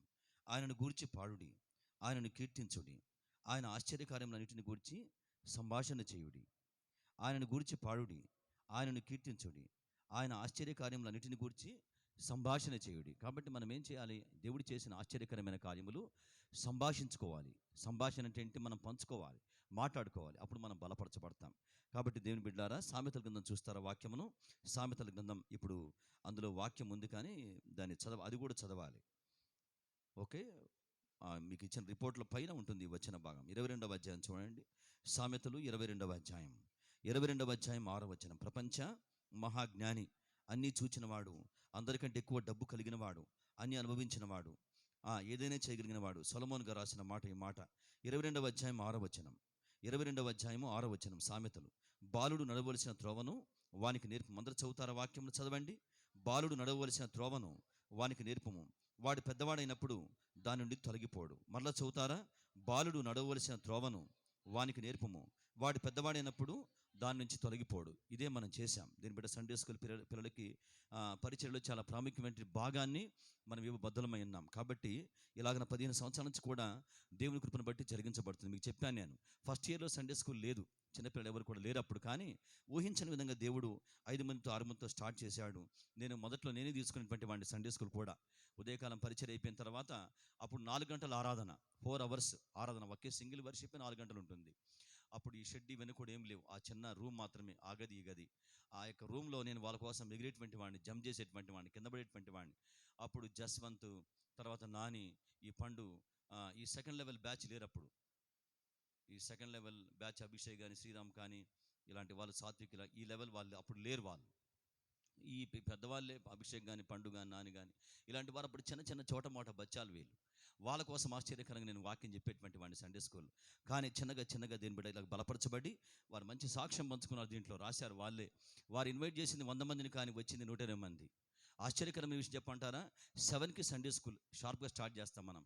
నేను 6కి అట్లా ఇక్కడ కూర్చొని 5కి లేస్తాం కదా, ప్రార్థన చేసుకొని ఇక్కడ వాక్యం చదువుకుంటున్నాను. వాళ్ళు 5 గంటలకు వచ్చారు పిల్లలు. 5 గంటలకు వచ్చేటువంటి వారు రెడీ వచ్చేవారు. నేను స్టన్ అయిపోయాను. మన సమీరా అంట 3 గంటలకు లేచి కూర్చుంటుందంట. అట్లాగా వాళ్ళ అన్నగారు చెప్తున్నాడు. నేను సమీరా ఎర్లీ మార్నింగ్ 5:30కి వచ్చింది. 8 గంటలకు లేసావు అమ్మాయి అంటే, 3 గంటలకు లేస్తా బ్రదర్ నేను. అలాగనే బ్రదర్ గారు అలాగనే కూర్చుంటుంది. ఇక మా మమ్మీ డాడీ పడుకోమన్నా పడుకోదు. ఇక అలా టైం వైపు అలాగే చూస్తుంటుంది అనమాట. టైం కూడా భయపడాలి, ఇక ముందుకు పోకుండా వెనక్కి అది ఫాస్ట్గా వెళ్ళిపోవాలని చెప్పేసి 3 గంటల నుంచి లేచి అలాగనే చూస్తుంటుంది బ్రదర్ గారు. ఇంకా వాళ్ళు అసలు 5:30కి షార్ప్గా నేను స్టన్ అయిపోయాను అసలు. అలాగే దేవుడు బలపరిచి వారితో మాట్లాడినవాడు, వారిని దర్శించేవాడు. చాలామంది ముస్లిమ్స్ వచ్చారు, హిందూస్ వచ్చారండి. దేని బిడ్డలారు, ఇవన్నీ కూడా మన మధ్య దేవుడు చేసిన కార్యములు. మీరు చాలామంది వచ్చారు, చాలామంది రాలేపారు. కానీ ఇలాగా ఈసారి నుంచి రండి, ఒకసారన్నా వచ్చి చూడండి వాటిని. దేవుడు మీ ప్రార్థన మీద చేస్తున్న కార్యములు భయంకరమైన కార్యములు. కాబట్టి పెద్దలకు నేను వందనములు చెప్పాలి. చక్కగా వంటలు చేశారు, టైంకి చేశారు, చెప్పారు వాళ్ళు. ఆ టైంకి ముందే ప్రిపేర్ చేశారు. భారమైన పని. దేని బిడ్డ, నేను అనుకున్నాను ఈ యొక్క ప్రోగ్రామ్కి ఎవ్రీ ఇయర్ కూడా 25,000 అవుతుంటాయి. కానీ ఈ సంవత్సరం దాదాపుగా 35,000 రూపాయలు దేవుడు అనుగ్రహించుకుంటూ వచ్చాడు. 35,000 రూపీస్ ఆశ్చర్యకరంగా అప్పగించాడు దేవుడు. ఈ పరిచర్య స్టార్ట్ చేసే ముందు మన దగ్గర 5,000 ఉన్నాయి, 5,000 మాత్రమే. మనం ఎవరిని అడగం, ప్రార్థన చేస్తుంటామని మీకు చెప్పాను. స్టార్టింగ్ నుంచి కూడా పరిచర్య ధర్మం ఏంటి? విశ్వాస సూత్రం, ఫెయిత్ పాలసీ. ఏ విషయమన్నా కానీ ఏకరన్నా కానీ ప్రభు రైస్ అయిపోతున్నాయి. ప్రభు సాయంకాలంకి ఇవి స్నాక్స్ లేవు ప్రభు, ఉదయకాలం కోసం ప్రభు సేవకులకి కానుక ఇవ్వాలి ప్రభు. కాబట్టి ఆ అక్కర్లన్నీ కూడా ముందుగానే చెప్తా ఉంటారు వాళ్ళ బ్రదర్ గారు, సాయంకాలంకి ఇవి కావాలని చెప్పేసి వాటిని చీటిని పట్టుకొని ప్రార్థన చేయడం. నాకు రాసి వారు చీటి రాసిస్తారు, దాన్ని పట్టుకొని ప్రభు ఇవి ఎంత అవుతాయో నాకు తెలియదు ప్రభు, కానీ మరి వారికి అక్కర కాబట్టి వారు రాశారు. కాబట్టి ప్రభు ధనం ఎంత ఉందో మీకు తెలుసు ప్రభు, మీరు సహాయం చేయండి ప్రభు అని ఆ చీటి పట్టుకొని మోకాళ్ళు వంచి దేవుని అడగడం. ఆ టైంకి ఆశ్చర్యకరంగా దేవుడి సహాయం. ఇలా జరిగింది సేవ. నాకు బాగా సంతోషం కలిగించే విషయం, పేర్లు చెప్పకూడదు కానీ చిన్నపిల్లలు గారు చెప్తున్నాను నేను. పండు, నాని, ఎవరు, అభిషేక, మీరు ముగ్గురా, కిరణ్, అభిషేక్, అందరూ ఒక నలుగురు జాయిన్ అయ్యారులే. మీరందరూ కూడా యంగ్ పీపుల్ జాయిన్ అయ్యి అందరికీ డ్రింక్స్ తేవడం. ఎవరి పాత్ర వాళ్ళు పోషించారు. పెద్దలు మీరు అందరూ కూడా చేశారు. పెద్దలు కాబట్టి మీకు చెప్పడంలే, నేను వాడి పేర్లు చెప్పడంలా. వారు మంచి యంగ్ పీపుల్, వారికి ఆలోచన రావడం, అంటే మేము కూడా దేవుని కోసం ఏదైనా చేయాలి అని వారికి డబ్బుల్లో వారు దాచిపెట్టుకొని ఏం చేశారు, అందరికీ నిన్న ఫ్రైడే ఈవినింగ్ అందరికీ డ్రింక్స్ వాళ్ళు సపోర్ట్ చేశారు. ఇలాగనే దేని బిడ్డారా పరిచర్య జరిగింది. దేవుడు కార్యం చేస్తూ వచ్చాడు. కాబట్టి సండే స్కూల్ సేవ గొప్పది. నేను చెప్పగలను, సండే స్కూల్ వారి కోసం ప్రయాసపడ్డాను నేను. నిజంగా ఆ టైంలో ఒక్కడనే ప్రయాసపడ్డాను. ఇప్పుడు నాకు సంతోషం కలుగుతుంది. టీచర్స్ అందరూ కూడా వర్క్ చేస్తూ ఉన్నారు. చాలా మంది పనిచేశారు, పెద్దలు పనిచేశారు, సండే స్కూల్ టీచర్స్ పనిచేశారు. నేను కామ్గా అక్కడ కూర్చొని వినడమే. అప్పుడు నా కండిషన్ ఇది కాదు, నేనే పని చేయాలి, చాలా భారం ఉండేటువంటిది. కానీ ఇప్పుడు అందరూ పంచుకున్నారు. ఒకనాడు వీరెవరు అంటే వీరు సండే స్కూల్ పిల్లలు ఒకనాడు. ఈ రోజున వారి పెద్దవారై బలపరచబడి ఇలాగ నా పరిచర్య మోయటం అనేటువంటిది దేవుడు చేసిన కార్యములు. అందుకే అహనా ధన్యత ఓహనా భాగ్యం. ఆ పాట మరొకసారి మనం పాడుకుందాం. అహనా ధన్యత ఓహనా భాగ్యము, అహనా ధన్యత ఓహనా భాగ్యము, ఏమని వివరింతునో, ఏమని వివరితునో, ఏమని వివరింతునో, ఏమని వివరితునో, నీ పరిచర్యను మోటించుటేని పరిచర్యను తుద మోటించుటేనా నియమమాయనే, నీ సన్నిధిలో నీ పొందుకోరి స్నేహితుడానైతిని, నీ పరిచర్యను తుద మోటించుటేని పరిచర్యను తుద మోటించుటేనా నియమమాయనే, నీ సన్నిధిలో నీ పొందుకోరి స్నేహితుడానైతిని. ఆహా నా ధన్యత ఓహో నా భాగ్యమేసయ్యా, ఈ భాగ్యాన్ని దయచేసి మేము పొందుకున్నాం ప్రభువా.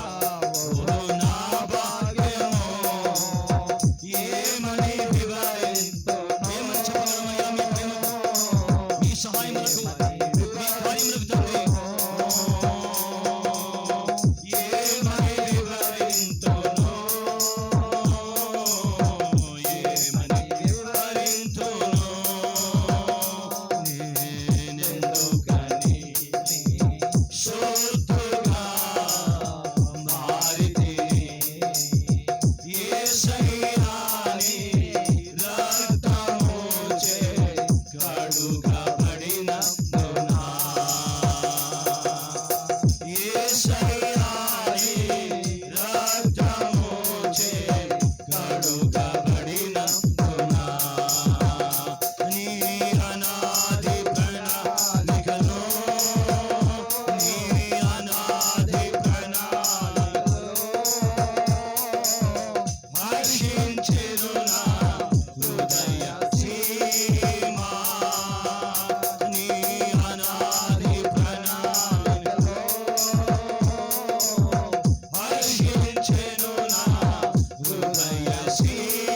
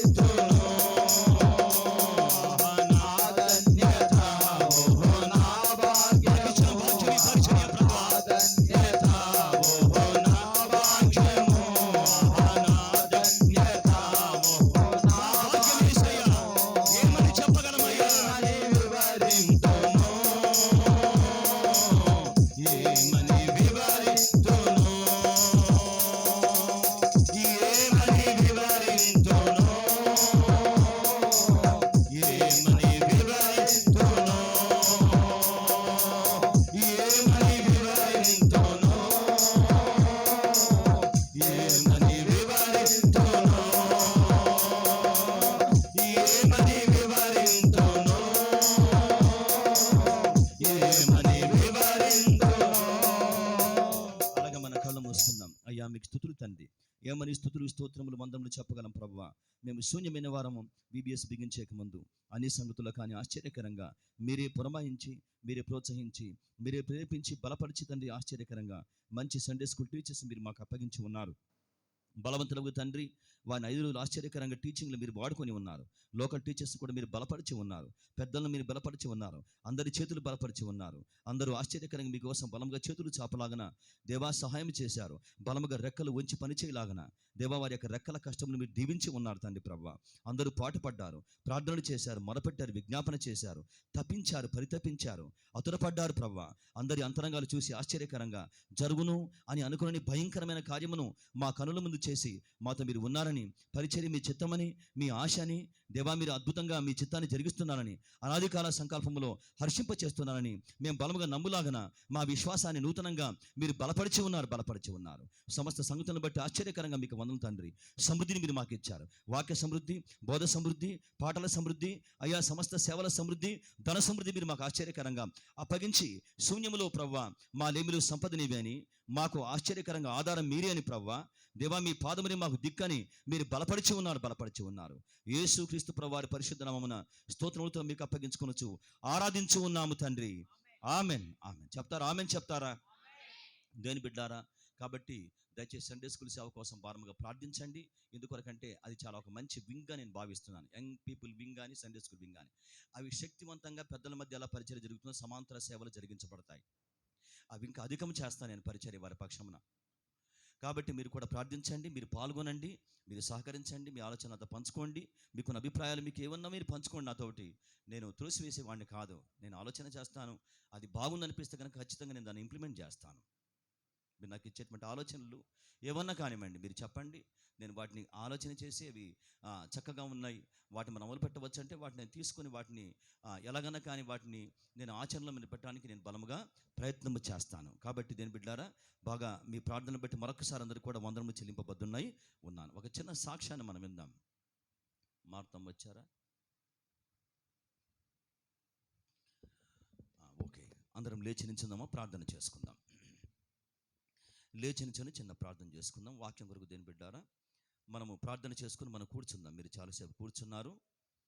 వాక్యం కొరకు ప్రార్థన చేసుకుందాం.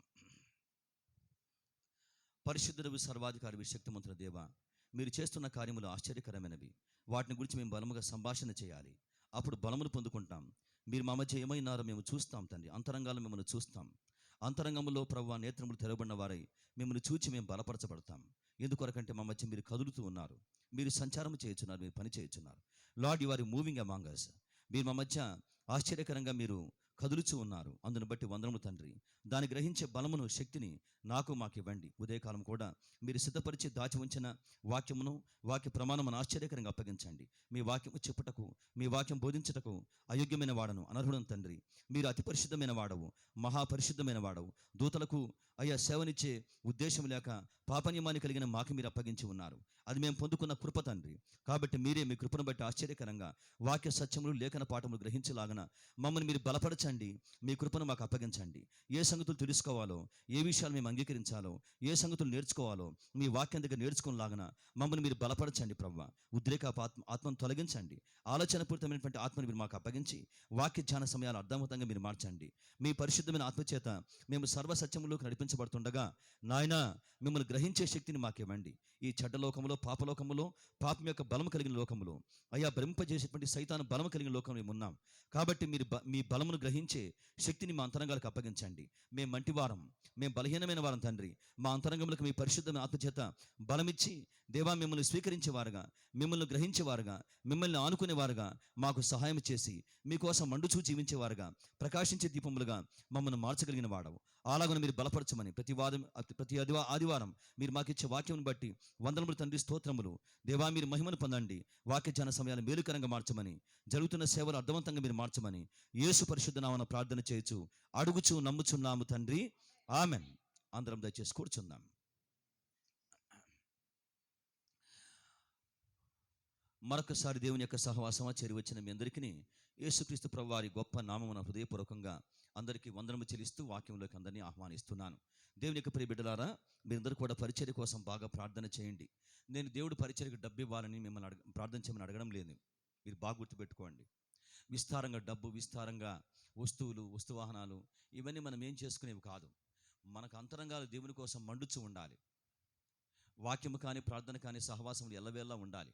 జరిగించబడవలసిన సేవలు బలముగా జరిగించబడితే మనం దేవుని చిత్తాన్ని మనం చేసిన వారు అవుతాం. కాబట్టి మీ కుటుంబ ప్రార్థనలో, వ్యక్తిగత ప్రార్థనలో మీరందరూ కూడా బలముగా ప్రార్థన చేస్తారు. కాబట్టి సహవాసము వాటి కోసం ప్రార్థన చేయండి.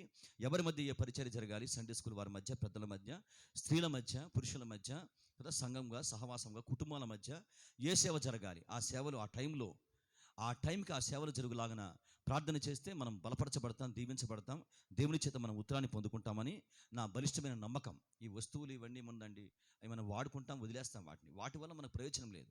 అవన్నీ వాడుకోవడం కోసం ఇచ్చేవి. దేవుడు గాడ్ హ్యాస్ టు వర్క్. ఆయన మన మధ్య పని చేయాలి. ఆయన వర్తమానం రావాలి. ఆయన భారం మనకు రావాలి. ఆయన ఏమనుకుంటున్నాడో దాన్ని మనం చెప్పగలగాలి. ఆయన ఏమి చెప్తున్నాడో దాన్ని మనం గ్రహించాలి. వాటి కోసం ప్రార్థన చేయండి. అప్పుడు మిగతావన్నీ కూడా దేవుని చేత మనం పొందుకుంటాం.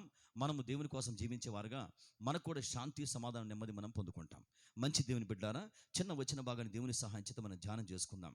2వ దినవృత్తాంతముల గ్రంథం చూస్తారా వాక్యమును? 2వ దినవృత్తాంతముల గ్రంథము. ఈ మంచి ఉదయకాలం దేవుని బలము చేత 12వ అధ్యాయం చూస్తారా వాక్యమును? 12వ అధ్యాయంలో కొన్ని విషయములు మనం ధ్యానం చేసుకుందాం. దేవుని ఆత్మచేత బలపరచబడి ఈ సంగతులు మనం ధ్యానం చేయాలని నేను దేవుని చేత నడిపించబడుతుండగా, సంగమా, ఈ మాటలు మీరు గమనించండి. 12వ అధ్యాయం 2వ దినవృత్తాంతం గ్రంథము 12వ అధ్యాయము 1 నుంచి వాక్యం చదువుకుందాం. 1 నుంచి 8 వరకు. మీరు ఎవరైనా గట్టిగా వాక్యం చదువుతారా? 1 నుంచి 8 వచ్చిన వరకు. 12వ అధ్యాయము 1 నుంచి 8 వచ్చిన వరకు గట్టిగా వాక్యం చదవండి. మైక్ ఇవ్వండి, కొంచెం చదవండి, మీరు ఫాలో అవ్వండి, కంటిన్యూ చేయండి. రాజ్యము స్థిరపడి తాను బలపరచిన తరువాత అతడును ఇశ్రాయేలీలందరూ యెహోవా ధర్మశాస్త్రమును విసర్జించిరి. వారు యెహోవా ఎడల ద్రోహము చేసినందున రాజైన రెహబాము యొక్క 5వ సంవత్సరమందు ఐగుప్తు రాజైన షీషాకు 1200 రథములతోనూ 60,000 గుర్రపు రౌతులతోనూ యెరూషలేము మీదికి వచ్చెను. అతనితో కూడా ఐగుప్తు నుండి వచ్చిన లూబీయులు, సుక్కీయులు, కూషీయులు అనువారు లెక్కకు మించి ఉండిరి. అతడు యూదాకు సమీపమైన ప్రాకారములను పట్టుకొని యెరూషలేము వరకు రాగా, ప్రవక్త అయిన షమయ రెహబామునొద్దకును షీషకునకును భయపడి యెరూషలేమునకు వచ్చి కూడియున్న యూదావారి అధిపతుల యొద్దకును వచ్చి, మీరు నన్ను విసర్జించితిరి గనుక నేను మిమ్మును షీషకు చేతిలో పడనిచ్చి ఉన్నానని యెహోవా సెలవిచ్చి ఉన్నాడని చెప్పెను. అప్పుడు ఇశ్రాయేలీల అధిపతులను రాజును తమ్మును తాము తగ్గించుకొని యెహోవా న్యాయస్థుడని ఒప్పుకొనిరి. వారు తమ్మును తాము తగ్గించుకొనుట యెహోవా చూచెను గనుక యెహోవా వాక్కు షమయాకు ప్రత్యక్షమై ఇలాగు సెలవిచ్చెను. చాలు సిస్టర్ గారు, థ్యాంక్ యూ. వారు తాము తగ్గించుకుంది కనుక నేను వారిని నాశనం చేయక షీషకు ద్వారా నా ఉగ్రతను యెరూషలేము మీద కుమ్మరింపక త్వరలోనే వారికి రక్షణ దయచేసేదను. అయితే నన్ను సేవించుటకును భూరాజులకు దాసులై ఉండుటకును ఎంత భేదమున్నదో వారు తెలుసుకున్నట్లు వారు అతనికి దాసులగుదురు అని దేవుడు చెప్తున్నవాడు. దేవుని పరిశుద్ధమైన సహవాసమా, దేవుని యొక్క పరిశుద్ధ వాక్యాన్ని మనం ధ్యానం చేద్దాం. ఈ ఉదయకాలం దేవుని బిడ్డలారా గమనించండి. దేవుని ఆత్మచేత మనం ఈ సంగతులు ధ్యానం చేయలాగన మనము ఒప్పించబడుతున్నాం, బలపరచబడుతున్నాం. అనేక విధములుగా దేవుడు సహాయం చేసేటువంటి వాడు. బైబిల్లో ఒక మాట ఉంది, యెహోవా నీ కార్యములు ఎన్నెన్ని విధములుగా ఉన్నవి. కాబట్టి దేవుడు అనేక విధములుగా మనతో మాట్లాడుతూ ఉంటాడు. ఆయా సమయాలందు ఆశ్చర్యకరంగా దేవుని చేస్తూ ఉంటాడు. మన మధ్య వాక్యాన్ని కదిలిస్తూ ఉంటాడు. బేతెస్తా ఉంది, యోహాను సువార్త 5వ అధ్యాయంలో కోనేరు ఉంది. అక్కడ దూత వచ్చి ఏం చేస్తున్నాడు? ఆయా సమయాల్లో ఆ వాక్యం ఆ నీళ్ళను కదిలిస్తాడు. అప్పుడు మొట్టమొదటిగా ఎవరు ఆ కోనేట్లో దిగుతారో ఎట్టి వ్యాధి గల వారైనా కానీ ఆశ్చర్యకరంగా వారు బాగుపరచబడుతుంటారు. అలాగనే మీరు గమనించండి, దేవుని వాక్యాన్ని మన దగ్గర ఏం చేస్తూ ఉంటాడు? దేవుడు కదిలిస్తూ ఉంటాడు. రకరకాల వాక్య భాగాలు, వాక్యం చాలా ఉంది కదా, అనేక విషయాలు ఉన్నాయి. అన్ని సంగతులు మనం ధ్యానించలేం, ఈ జీవితకాలం సరిపోదు. అందుకే మీరు వ్యక్తిగతంగా కూడా వాక్యం చదువుకోవాలి. అన్ని మనం చర్చిలో మనం ధ్యానించలేం, బైబిల్ స్టడీస్లో మనం ధ్యానించలేం. కాబట్టి వ్యక్తిగతంగా వాక్య పట్టణం మీరు బాగా పెంచుకోవాలి. ప్రభువు నమ్ముకున్న వారుగా ఖాళీ సమయాలు ఉన్నప్పుడు చక్కగా మీరు కొంచెం సమయం కేటాయించుకొని అందరికీ చెప్పి మీరు నా దగ్గరికి రావద్దని ఒక అర్ధగంట నాకు టైం ఇవ్వమని చెప్పేసి యథార్థంగా అలా చెప్పాలి. మీరు చెప్పి వాక్యం దగ్గర మీరు కూర్చొని మీరు వాక్యం చదువుకుంటే మీరు దేవుడు ఆశ్చర్యకరంగా మాట్లాడుతుంటారు. కాబట్టి మీరు గమనించండి, ఈ యొక్క సహవాస వాక్య ధ్యాన సమయాల వలన మీ వ్యక్తిగత జీవితాల్లో వాక్య ధ్యాన సమయాన్ని మీరు బలమును పొందుకోవాలి. పట్టణము ఎక్కువ కావాలి. ఎందుకోసమంటే దేవుడు అనేక విధములుగా మాట్లాడుతూ ఉంటాడు. కాబట్టి మీరు గమనించండి, ఈయన రెహబాము గారు. ఈయన ఎవరు? సొలొమోను కుమారుడు రెహబాం. సొలొమోను గారి కుమారుడు రెహబాం గారు. ఈయన ఒక మిస్టేక్ చేశాడు. దేవుడు ఆశ్చర్యకరంగా ఒక మాట పలుకుతాడు, ఆయన రియాక్ట్ అవుతాడు. మరలా ఆశ్చర్యకరంగా దేవుడు రియాక్ట్ అవుతాడు. ఈయన ఏం చేశాడు? ఒక మిస్టేక్ చేశాడు. దేవుడు ఆశ్చర్యకరంగా పోగొట్టుకోలేక ఏం చేశాడు? ప్రవక్తను వాడుకున్నాడు.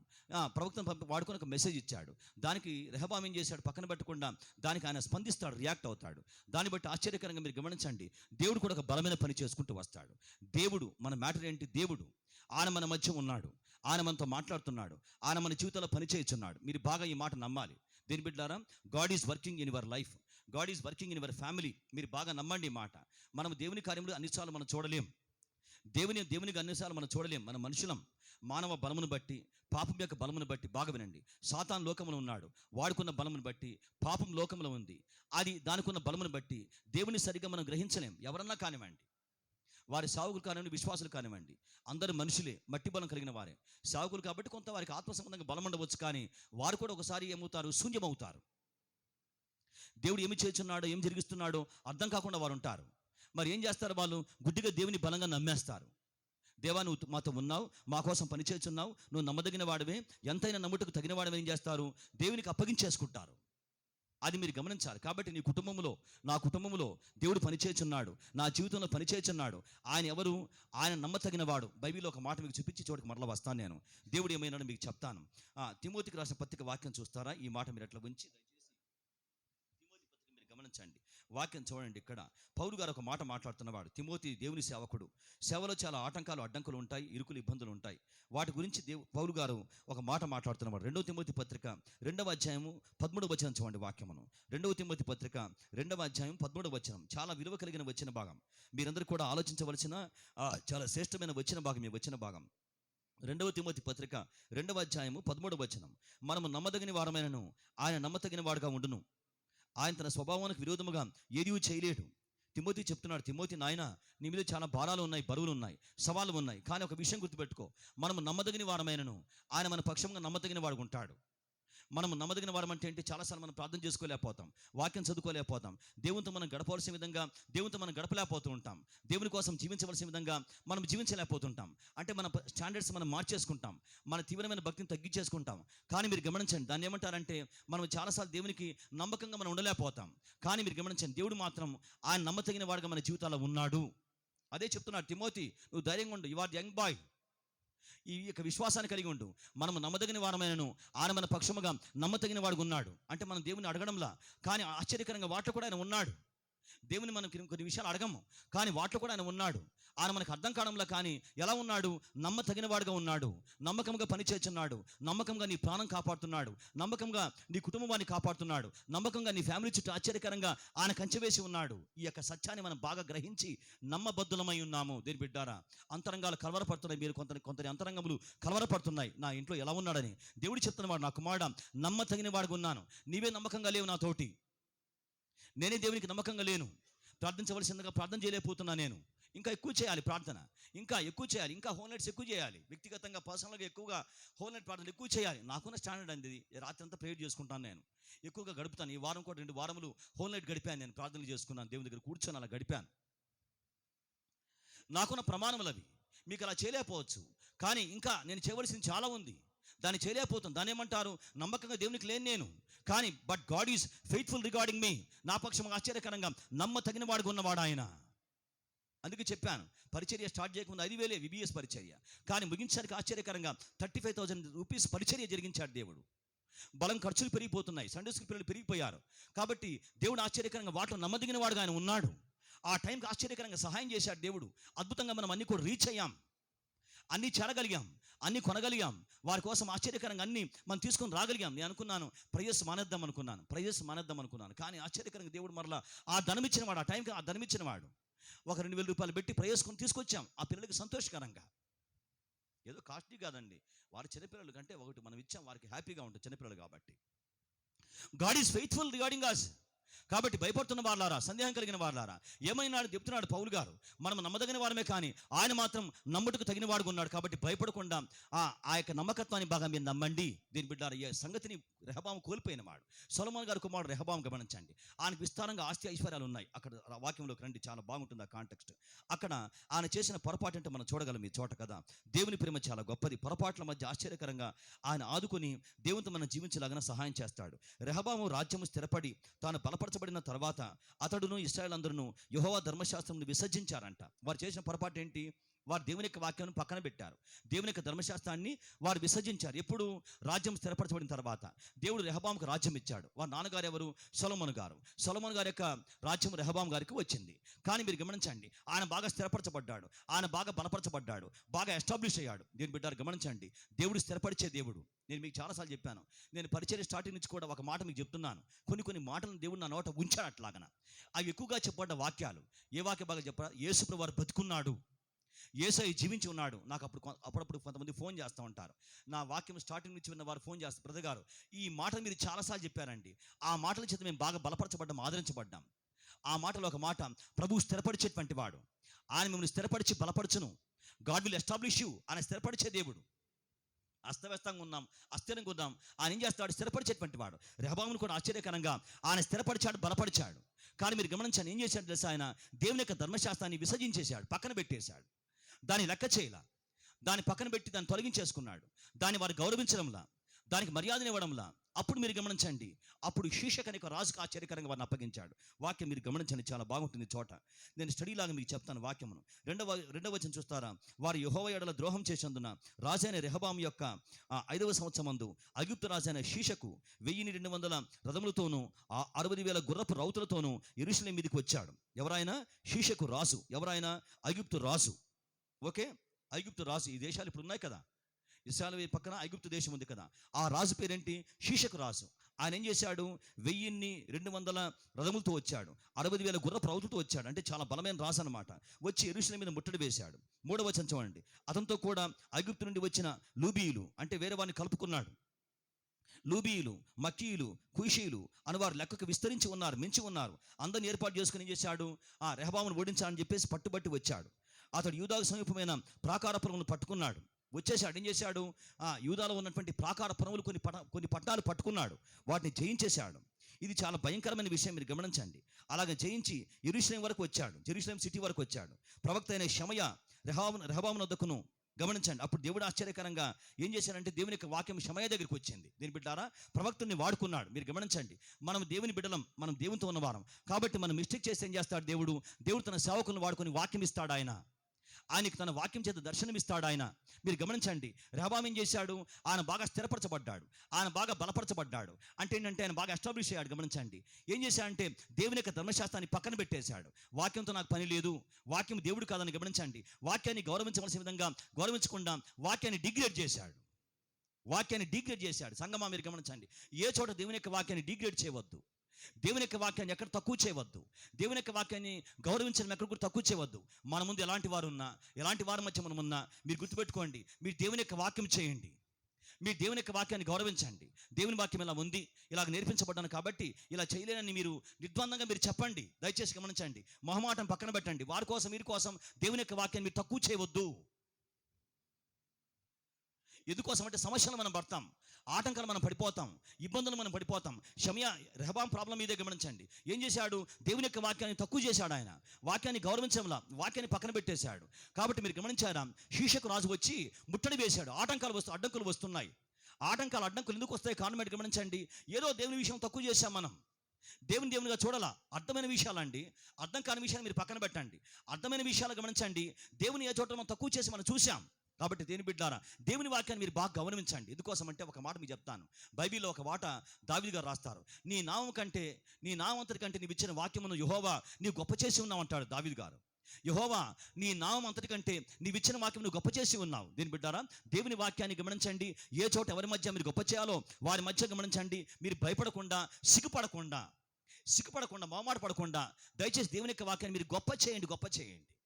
ఏమన్నా నిన్న యవనస్తులే కదా సండే స్కూల్ జరిగించింది. యంగ్ పీపుల్ ఏదో వివాహమైంది వారికి అంతవరకే. But they are very young couple. Sandeep గారు ఆయన భార్య రమ్య గారు, సమభారతి ఆ అమ్మాయి బీటెక్ ఫైనల్ ఇయర్ ఆ పాప. డేవిడ్ గారు యంగ్ బాయ్, ఆయన వివాహమైంది. Young boy. బెంచమిన్ గారు శ్యామ్ వాళ్ళ క్లాస్మేట్, యంగ్ పీపులే వాళ్ళు, వివాహమైంది. కానీ దే ఆర్ వెరీ యంగ్.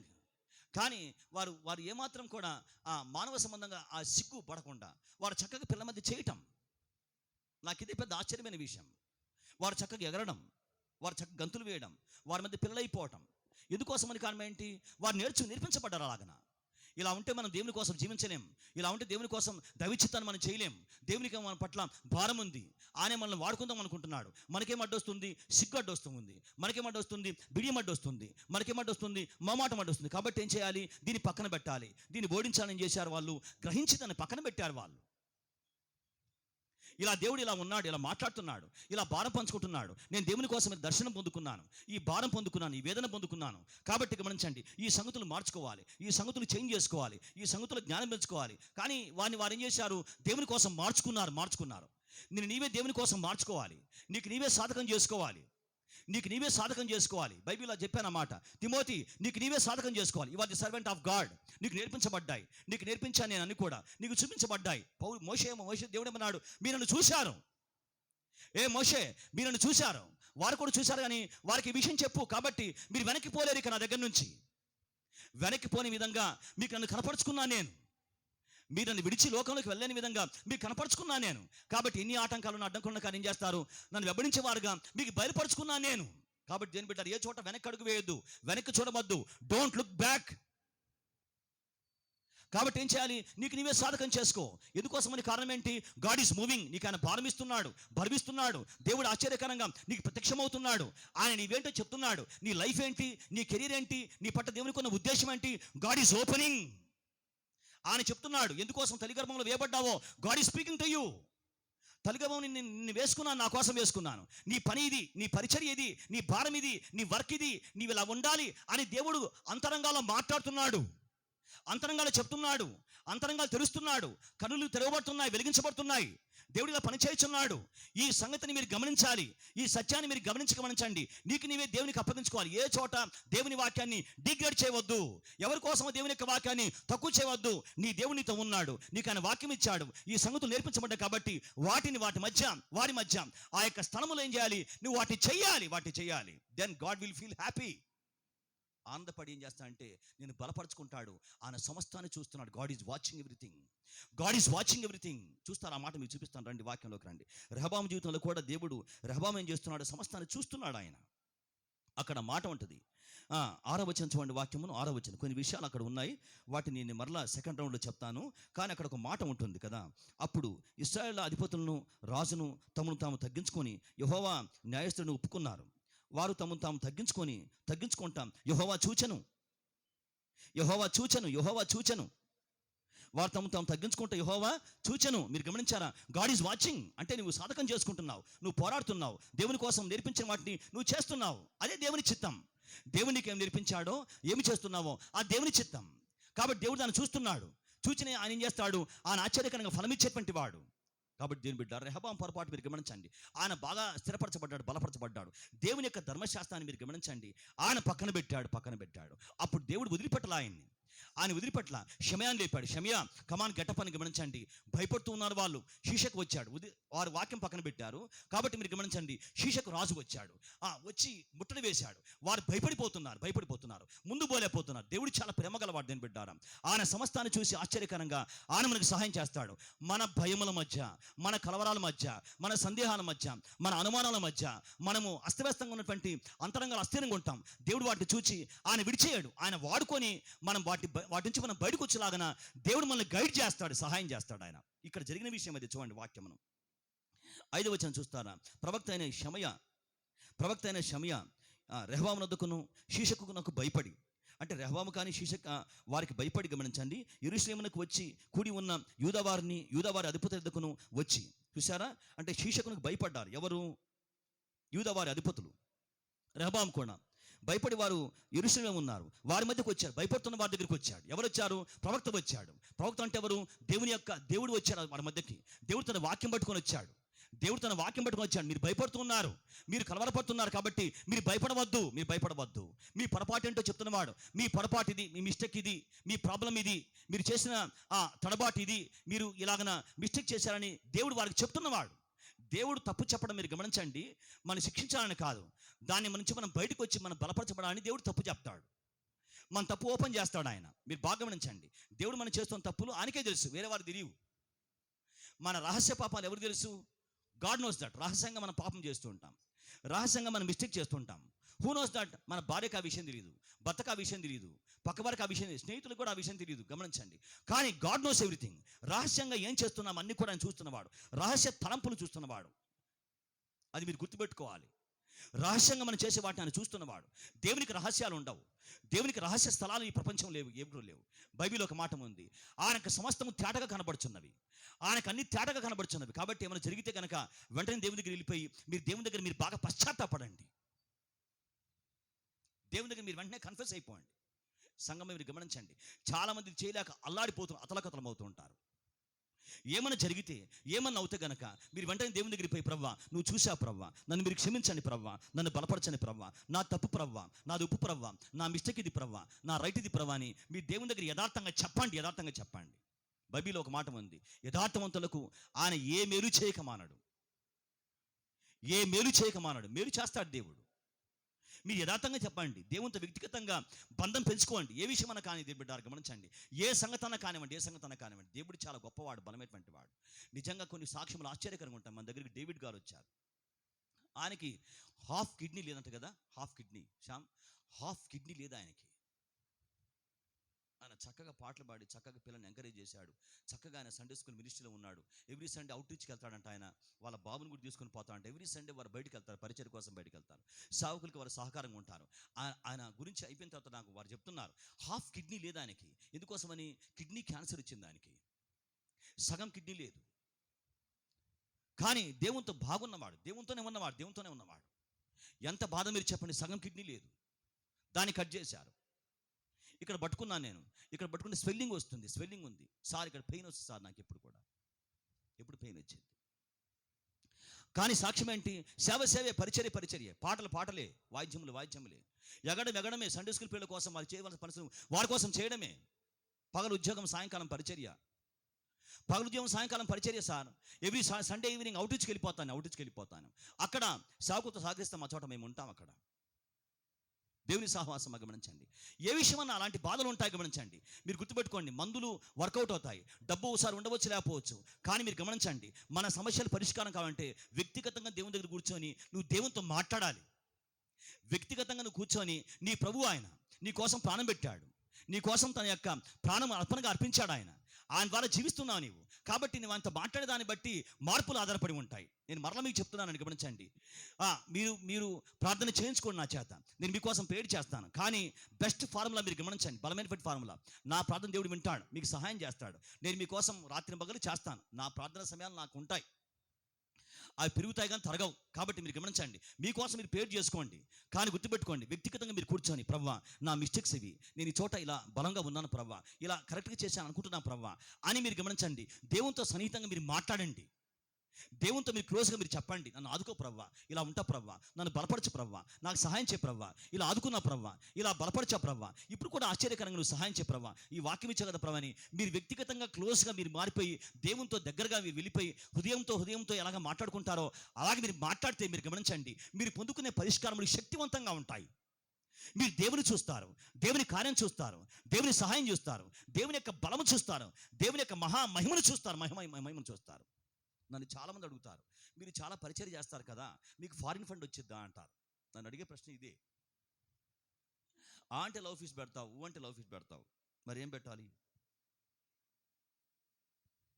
మరి లవ్ ఫీస్ పెట్టక ఏం పెట్టాలి? సహవాసం కదా, సంతోషించాలి కదా. లోకస్తులు లోకంతో ఎంజాయ్ చేస్తున్నారు, మన దేవుని బిడ్డలం కాబట్టి మనం అదొకటే చేయగలం, అంతవరకే. కలిసి మనం కూర్చొని దేవుని బిడ్డలుగా మనం పని చేసుకుంటాం, హ్యాపీగా అందరం మాట్లాడుకొని సంతోషంగా భోజనం చేస్తాం. యేసయ్య కూడా శిష్యులతో ఏం చేశాడు? మరలా కూర్చొని భోజనం చేశాడు. ఆయన సీనాయి కొండ మీదకి పెద్దలను పిలుస్తాడు దేవుడు, 70 మంది పెద్దలను పిలుస్తాడు. అక్కడ మీరు చూస్తే కనుక ఒక మంచి సహవాస భోజనం ఏర్పాటు చేస్తాడు. పెద్దలు మోషే కలిసి కూర్చొని భోజనం చేస్తారు. ఆ చోట లవ్ ఫీస్ట్ దేవుడే ఏర్పాటు చేస్తాడు వారికి. ఆ చోట యేసయ్య మూడవసారి కనపడిన తర్వాత మూడవసారి కనపడతాడు యేసు లేచిన తర్వాత. అప్పుడు మీరు గమనించండి, ఆ సముద్ర పొడ్డున వారు చేపల పడ్డం పోతారు. అక్కడ వారు పట్టలేక అల్లాడిపోతుంటే యేసయ్య వచ్చి రండమని చెప్పి వారికి ఏం చేస్తాడు, ఆయనే వేడి వేడి చేపలు వేడి వేడి రొట్టెలు అక్కడ ఆ సముద్ర పొడ్డున ఉంటే వచ్చేసరికి వాటిని ఆయన కూర్చోబెట్టి విరిచి వారికి అప్పగిస్తాడు ఆయన. ఆ కాంటెక్స్ట్ ఒకసారి చూడండి, ఉదయకాలం మీరు గమనించండి. చాలా విలువ కలిగిన వచ్చే భాగం యోహాను సువార్త మీరు చూస్తారు, వాక్య భాగం చూడండి. యోహాను సువార్త 21వ అధ్యాయం చూడండి. దీని బిడ్డారా, పరిచర్య బాగా చేయండి, దేవుని యొక్క చిత్తాన్ని మీరు బాగా గౌరవించండి, దేవుని మీరు బాగా అర్థం చేసుకోవడం కోసం ఇవన్నీ కూడా మీకు చెప్తున్నాను. యోహాను సువార్త 21వ అధ్యాయం చూడండి. 21వ అధ్యాయం చూస్తారు వాక్యమును. ఇక్కడ యేసుప్రభు లేచిన తర్వాత మూడవసారి వారు కనపడతాడు. అప్పటికి వారు వెనక్కిపోయారు. పేతురు నేను చేపలు పడ్డానికి వెనక్కిపోతానంటే అందరూ కూడా వెనక్కి వెళ్ళిపోయారు. ఆ రాత్రి మొత్తం వారు ప్రయాసపడ్డారు. 5వ వచనం భాగం చూడండి, 5వ వచనం లేకపోతే 4వ వచనం. సూర్యోదయం మగుచుండగా యేసు దరి నిలిచాను. తెల్లవారం అవుతుండగా యేసు ప్రభు వచ్చాడు, వారు కనపరుచుకున్నాడు. అయితే ఆయన యేసు అని వారు గుర్తుపట్టలేదు. యేసు, పిల్లారా భోజనం మీ దగ్గర ఏమైనా ఉన్నదా? గమనించారు, యేసయ్య దేని గురించి మాట్లాడుతున్నాడు? సహవాసం గురించి మాట్లాడుతున్నాడు. మనం కలిసి భోజనం చేద్దాం, మీ దగ్గర ఏమైనా ఉందా? ప్రాక్టికల్గా వాక్యం ఆలోచన చేయండి. యేసయ్య లేచాడు, ఎందుకని వెళ్ళారు? పేతురు నీకేం తిక్కబట్టిందా, వెర్రిబట్టిందా? నీతో మాట్లాడాను కదా, వ్యక్తిగతంగా నీతో దర్శించాను కదా, నువ్వు వెనక్కి వెళ్ళిపోయావు. నువ్వు వెనక్కిపోతే అందరూ వెనక్కి వెళ్ళిపోతావు, నీకు తెలియదా? నువ్వు పడిపోతే చాలామంది పడిపోతారు, గుర్తుపెట్టుకోండి. నువ్వు బలహీనమైతే నీతో పాటు చాలామంది బలహీనం అవుతారు. ఇది గ్రహించాలి. ఊరికే పడిపోతా పాపం చేస్తాంటే కుదరదు. నువ్వు మిస్టేక్ చేస్తే వేరే వారు నిన్ను బట్టి పాపం చేస్తారు వాళ్ళు. నువ్వు ప్రార్థన చేసుకోకపోతే నిన్ను బట్టి వేరే వారు ప్రార్థన స్టాప్ చేస్తారు. ఇంట్లో నువ్వు కూర్చొని వాక్యం చదువుకోకపోతే నేను గమనించే నీ బిడ్డలు వారు వాక్యం చదువుకోలేరు. నువ్వు కొన్ని పనులు చేయకపోతే వేరే వారు ఆ పనులు మానేస్తారు. కాబట్టి గమనించండి, వారి కోసం చేయడం కాదు, సత్యాన్ని మీరు గ్రహించండి. పేతురు వెనకెళ్ళిపోతే ఆయనతో పాటు చాలా మంది వెనకెళ్ళిపోతారు. అందుకే దేవుడు మాట్లాడుతున్నవాడు, కోపం రావాలి. పేతురు ఎందుకు వెనకెళ్ళావు? తోమా నీకు కనిపించాను కదా అని యేసు వారిని గద్దించలా. పిల్లారా మీ దగ్గర భోజనానికి ఏమైనా ఉందా? మనం కలిసి సహవాసం చేద్దాం. భోజనం అంటే ఏంటి? కలిసి సహవాసం చేయడం. భోజనం అంటే ఏంటి? కలిసి సహవాసం చేయడం. ఏమండి, నేను రాజకీయాలు మాట్లాడడం కాదు, పెద్ద పెద్ద వారు చెప్తున్న మాట గమనించండి. బలమైన వారు వాళ్ళ ఇంట్లో ఫ్యామిలీతో కలిసి భోజనం చేస్తారు. వాళ్ళు అందరు కూర్చొని భోజనం చేస్తారు. కొంతమంది రాజకీయ నాయకుల పేర్లు నేను చెప్పను, కానీ వారి ఇంటర్వ్యూస్ వింటుంటే గమనించండి. వారు సీఎంలు, వాళ్ళు పెద్ద పెద్దవారు, ఘనమైనటువంటి వారు, కానీ వచ్చిన తర్వాత ఫ్యామిలీ మొత్తం కూర్చొని కలిసి భోజనం చేస్తారు. నేను బీటెక్ చేసినప్పుడు సామిలన్న ఉన్నటువంటి వాడు, ఆయన R&B డిపార్ట్మెంట్లో ఆయన ఏడి ఇంజనీర్. గమనించండి, వారి ఇంట్లో మేము ఎప్పుడు పోయేటువంటి వారం, హన్మకొండ చౌరస్తలో వాళ్ళ ఇల్లు ఉంటుంది. మేము మా దగ్గరికి వచ్చినప్పుడు అన్న మీరు మాతో భోజనం చేయమని అడిగేటువంటి వారం. అని మీతో ప్రసాద్ ఎంతసేపు అని ఉంటా, కానీ నేను మాత్రం మీ దగ్గర భోజనం చేయలేనని వాడు. ఎందుకోసం అంటే అక్క నా కోసం వెయిట్ చేస్తూ ఉంటుంది ఇంట్లో. నేను 1 గంట అయినా 2 అయినా భోజనం చేయదు, ఇంట్లో చేయదు. నేను చెప్తానమ్మా వేరే ఊరు డ్యూటీకి వెళ్తాను, నేను ఇంజనీర్ని, నన్ను వేరే క్యాంపులకు వేస్తారు, సడన్ పడిందంటే మీకు అవన్నీ మీరు నాకు చెప్పవద్దు, మీరు వచ్చే వరకు నేను భోజనం చేయను. కొన్నిసార్లు చేయాలి, తప్పదు, అది కాదు నేను మాట్లాడేది. కానీ ఆ ఫెలోషిప్, ఆ బంధం మీరు గమనించండి. ఇలా చాలామంది ఉంటారు. ఎందుకోసమని కారణం ఏంటి? ఫ్యామిలీ అంటే దాంట్లో ఏముంది? భోజనంలో ఏముంది? కలిసి మనం కూర్చుని వీఆర్ ఫ్యామిలీ, వీఆర్ వన్. ఒకటి చేశాడు దేవుడు, మనం ఒకటి. మన బలం కుటుంబంలో ఉంది, మన కుటుంబాన్ని ఇచ్చాడు దేవుడు. అందుకే మీరు గమనించాలి ఈ చోట. ఇక్కడ ఏమంటున్న వాడు, పిల్లారా భోజనం మీ దగ్గర ఏముందంటే ఏంటి? మనం కలిసి భోజనం చేద్దాం. పేతురు రా, తోమా రా, యోహాను రా, రండి కలిసి మనం భోజనం చేద్దాం. చూడండి కిందకండి, మీరు గమనించండి, చాలా బాగుంటుంది ఆ వచ్చిన భాగం. ముందుకు వస్తే కనుక 8వ వచ్చిన భాగం చూడండి. దరి ఇంచుమించు 200 మూరల దూరమున ఉందందున ముందుకు రండి. వాక్యం 9వ వచ్చిన చూడండి. వారు దిగి దరికి రాగానే అక్కడ నిప్పులను వాటి మీద ఉంచబడిన చేపలను రొట్టెయు కనబడను.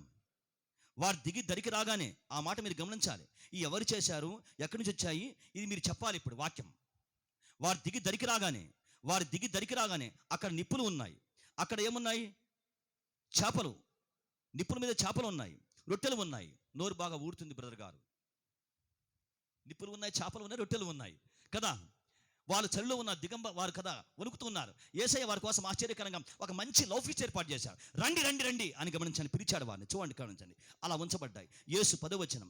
యేసు మీరిప్పుడు పట్టిన చేపల్లో కొన్ని తీసుకొని రండిని వారితో చెప్పగా సీమోను పేతురు ఆ దోణి ఎక్కుటకు దరికి లాగాను. అది 153 గొప్ప చేపలతో నిండి ఉండను. చేపలు అంత విస్తారంగా పడినను వల పెగల్లేదు. దేవునికి స్తోత్రం, హల్లెలూయా. యేసు రండి, చూసారా, యేసు రండి భోజనం చేయడానికి వారితో అనను. యేసు మాట్లాడుతున్నాడు, రండి రండి రండి అని గమనించే పేతురు, ఎందుకు నువ్వు వెనకెళ్ళావు? ఏ తోమా, నీకు చెప్పాను కదా విశ్వాసి కాకుండా విశ్వాసం ఉండమని. దేవుడు ఇలా మాట్లాడడం వల్ల, దేవుడు చాలా ప్రేమ గలవాడు. అది చేర్చుకునే ప్రేమ, అది చేర్చుకునే ప్రేమ, అది బంధాన్ని కాపాడుకునే ప్రేమ, అది అక్కుని చేర్చుకునేటువంటి ప్రేమ, తప్పులు ఎంచే ప్రేమ కాదు. తప్పులు చూపిస్తాడు ఎందుకోసమని? దేవుని దగ్గర మనం రావాలని, బలపరుచుకోవాలని. అందుకే మీరు గమనించారా, రండి మనం భోజనం చేద్దాం, రండి ఫెలోషిప్ కలిగి ఉందాం. నన్ను చాలామంది అడుగుతారు, మీకు ఎక్కడి నుంచి వస్తాయి డబ్బు? లవ్ ఈజ్ గమనించండి. ఎక్కడి నుంచి వస్తాయంటే, నేను ఒక మాట చెప్తాను. నేను దేవునితో వ్యక్తిగతంగా కూర్చొని అంత మాట్లాడతా, ఒక్కడిని కూర్చొని అంత మాట్లాడుతూ ఉంటాను. మీరందరూ పని చేస్తూ ఉంటారు, నేను ఒక్కడిని కూర్చొని అక్కర్ల కోసం అడుగుతూ ఉంటాను. ఆయన్ని అడుగుతూ ఉంటా. వ్యక్తిగతంగా మాట్లాడు. ఆశ్చర్యకరంగా సహాయం పొందుకుంటున్నాం. ఇలాగన ఆశ్చర్యకరంగా సహాయం పొందుకుంటున్నాం. ఎలా పొందుకుంటున్నాం? No foreign fund, God is our fund. దేవునికి స్తోత్రం. మన ఫండ్ ఆయనే కదండి. మన ఫండ్ ఆయన కాదా? మన ఫండ్ ఆయనే, మన ఫండింగ్ సిస్టమ్ ఆయనే, మన ఆధారం ఆయనే. సమయంలో మాట్లాడుతాడు, ఇస్రాయేలుకు ఆధారమైన వాడు నరుడు కాడు, యెహోవా ఆధారమైన వాడు. సౌలు, నువ్వు రాజువే కానీ గుర్తుపెట్టుకో, మనకు ఆధారమైన వాడు యెహోవా, మనకు మూలమైన వాడు యెహోవా. ఆయన వల్ల మనం ఉన్నాం, ఆయన వల్ల విడిపించబడ్డాం. మోషే, నన్ను చూశారు, మీకు ఆధారమైన వాడు నేను, మీకు మూలం నేను కాబట్టి నన్ను మీరు ఆధారం చేసుకోండి. మీరు యాజక రూపాన్ని కలిగిన వారు, సేవను బాగా మీరు కాపాడుకోండి, పరిశుద్ధంగా ఉండండి. ఎందుకోసమని? మీకు యాజక ధర్మాన్ని ఇచ్చాను, మిమ్మల్ని పరిశుద్ధపరిచాను, క్షమించాను కాబట్టి మరలా పాపంలో పడిపోవద్దు, మరలా చిక్కులు పడిపోవద్దు. దేవుని సహవాసం, దేవుని సంగమం మీరు గమనించండి. వ్యక్తిగతంగా మీరు కూర్చొని వ్యక్తిగతంగా ప్రభుత్వం మీరు మాట్లాడండి. ఏ విషయం అన్నా, అది వ్యాధి విషయం కానివ్వండి, అది సమస్య కానివ్వండి, ప్రభువా నన్ను బలపరచండి, ఈ పాపాన్ని జయించే బలం నాకు ఇవ్వండి, ఈ పాపాన్ని ఓడించలేకపోతున్నా ప్రభువా, నేను జయించాలి ప్రభువా కానీ పడిపోతున్నా ప్రభువా, నన్ను క్షమించి ప్రభువా, నాకు ఛాన్స్ ఇవ్వు ప్రభువా అని మీ దేవుని వ్యక్తిగతంగా ఏకాంతంగా మీరు మాట్లాడండి. చూసే కార్యములు భయంకరంగా ఉంటాయి, చేసే కార్యములు భయంకరంగా ఉంటాయి. దేవుని మీరు బలంగా నూతనంగా మీరు చూస్తారు. ప్రవ్వా నాకు అమ్మ లేదు, ప్రవ్వా నాకు నాన్న లేడు, ప్రవ్వా నువ్వు నాకు ఉన్నావు ప్రవ్వా. ఇలాంటి సమస్యలు చాలా ఉంటాయండి, ఇలాంటి సమస్యలు చాలా ఉంటాయి. మన దగ్గరికి ఒక అమ్మాయి వచ్చింది, శృతిక. వాళ్ళ అమ్మగారు చచ్చిపోయారు. సండే స్కూల్ పిల్లలు, మీకు తెలుసా, కొంతమంది సండే స్కూల్ పిల్లల్ని బెంజమిన్ గారు కదిలిచ్చాడు. వారు ఏడుస్తున్నారు, ఆయన దగ్గర ఏడుస్తున్నారు. They are crying. Parents be careful. ఇంట్లో మీరు చాలా జాగ్రత్తగా ఉండండి.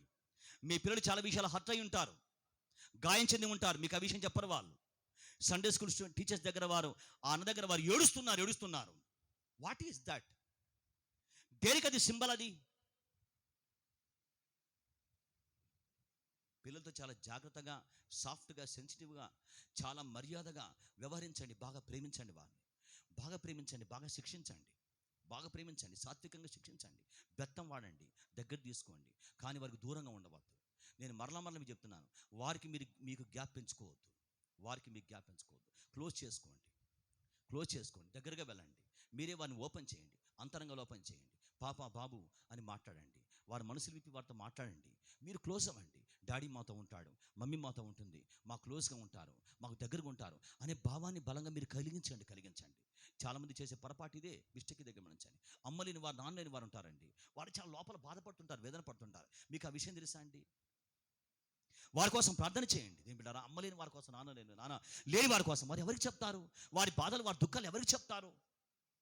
మీరు చెప్పండి. అమ్మ ఉంటే నాన్న ఉంటేనే వారు చెప్తాం మనం కదా, మాకు అమ్మ ఉంది నాన్న ఉందని. మీరు గమనించండి కదా. నాకు మన అనిపించింది, ఈ పిల్లలు ఇంత బాగా హ్యాపీగా ఉన్నారే, నాకు ఆర్ఫన్స్ ప్రభు ఎట్లుంటారు ప్రభు? ఆర్ఫన్స్ ఎక్కడ ఉంటారు? నాకు ఈ పిల్లలు అయిపోయిన తర్వాత వాళ్ళు వచ్చి, బ్రదర్ మా అమ్మ కోసం ప్రార్థన చేయి, మమ్మీకి జ్వరం వచ్చింది, డాడీకి జ్వరం వచ్చింది, నాన్నగారికి బాలేదు బ్రదర్ గారు, నాన్నగారు హాస్పిటల్ అని ఈ పిల్లలు చెప్తున్నారు, నాకు ప్రార్థన చేయండి చెప్తున్నారు. గమనించండి. ఎస్, ఓకే, వీళ్ళకి అమ్మ ఉంది నాన్న ఉంది కాబట్టి వాళ్ళ కోసం మీరు పరితపిస్తున్నారు. What about the people who has no mother and father? వారు ఎవరి దగ్గర పోతారు? ఎక్కడ ఉంటారు? మీరు చూసారా ప్లాట్ఫామ్స్లో, రోడ్డు పక్కన చూసారు ఎప్పుడన్నా? వారి కోసం చూస్తే కనుక నిలబడి ప్రేయర్ చేయండి. ఇవి చేయవలసిన విషయాలు, ఇవి బలమైన విషయాలు మీకు చెప్తున్నాను నేను. Stop there. ఆగా చోట ఆగు, బైక్ ఆపు, ఆ చోట బైక్ ఆపు. నీకెవరో కనపడ్డారు, వారి కోసం బైక్ పక్కన పెట్టి ఒక ముక్క ప్రేయర్ చేయండి. మన పని అదే కదా. We are with God. దేవుని పని చేయండి. ప్రభువా అతను అమ్మేవారు నానేవారు, ప్రభువా ఒక వేశ్యన అమ్మ కని వదిలేశారా? వదిలేసి వెళ్ళిపోయారా? పారేసి వెళ్ళిపోయారా? మోసం చేయబడుతున్నారు. మన ఒక సేవకులు వేరే ఒక అమ్మాయిని తీసుకున్నారు. మనం నాకు పరిచయమైన సేవకులు వారి పిల్లలు లేకపోతే ఒక అమ్మాయిని తీసుకున్నారు. తెలుసా అండి మీకు, గుడివాడ దగ్గర ఆ పాపని 9th క్లాస్లో వేడేవాడు గర్భవతిని చేశాడు. 9th క్లాస్ అమ్మాయి. She become pregnant. ఆ విషయం అమ్మాయికి అర్థం కాల. 4 months అయిపోయింది.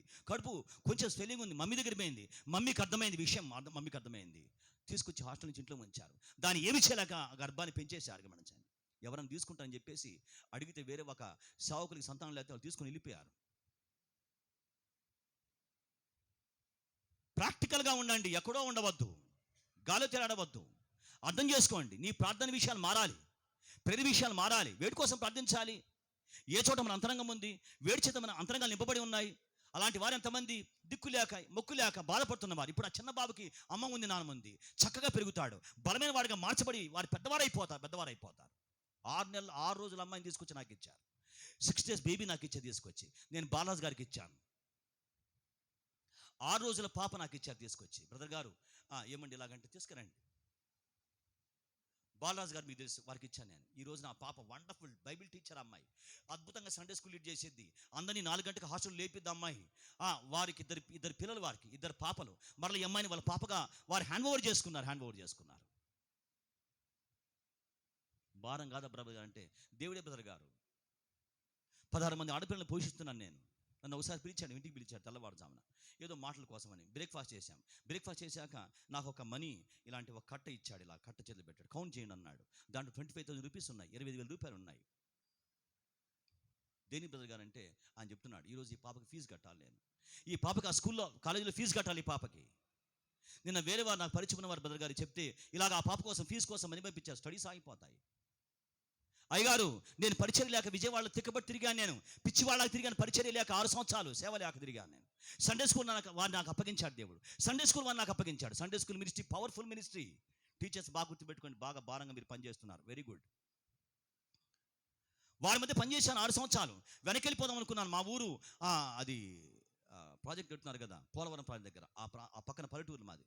వెళ్ళిపోదాం అనుకున్నా, కానీ దేవుడు అన్నాడు నేను పోషించేది ఉండమన్నాడు దేవుడు. ఆశ్చర్యకరంగా ఈ రోజున 4 సహవాసాలు అప్పగించాడు దేవుడు. 16 మంది ఆడపిల్లలు మేము పోషిస్తున్నాం. ఇంత డబ్బు బ్రదర్ ఎలాగంటే వీరు ఆశ్చర్యకరంగా భారం చూసి ఇస్తున్నారు, దేవుని కోసం ఇస్తున్నారు. కాబట్టి ఇది భారం కాదు, పోషించేవాడు ఆయన. కాబట్టి సంగమా వేడి కోసం ప్రార్థించాలి. అంతరంగం ఏ చోట ఉంది, నీ మైండ్ ఏ చోట ఉంది. కాబట్టి ఆర్ఫన్ కనపడ్డాడు. అక్కడ బైకాపు, కారాపుని, ఆటో ఆపు. గమనించండి.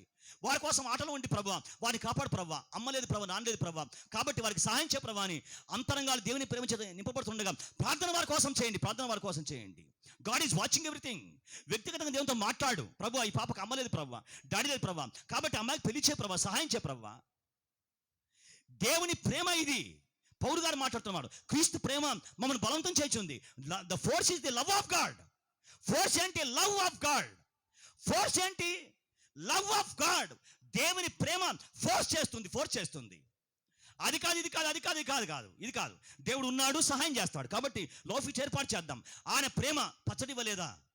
నా విశ్వాసం అదే. చాలా మంది మాట్లాడతారు లోఫీచ్ ఎందుకు ఖర్చు కదా అంటే గమనించండి. నా విశ్వాసం ఒకటే, గమనించండి. ఏదో కర్రీ పెడదామని, ఏదో బిర్యానీ పెడదామని నా ఉద్దేశం కాదు. సాంబార్ చేయించలేడు దేవుడు. సాంబార్ భోజనం ఇవ్వలేడు దేవుడు. దట్ ఈజ్ మై ఫెయిత్ అండి. నా విశ్వాసం అది.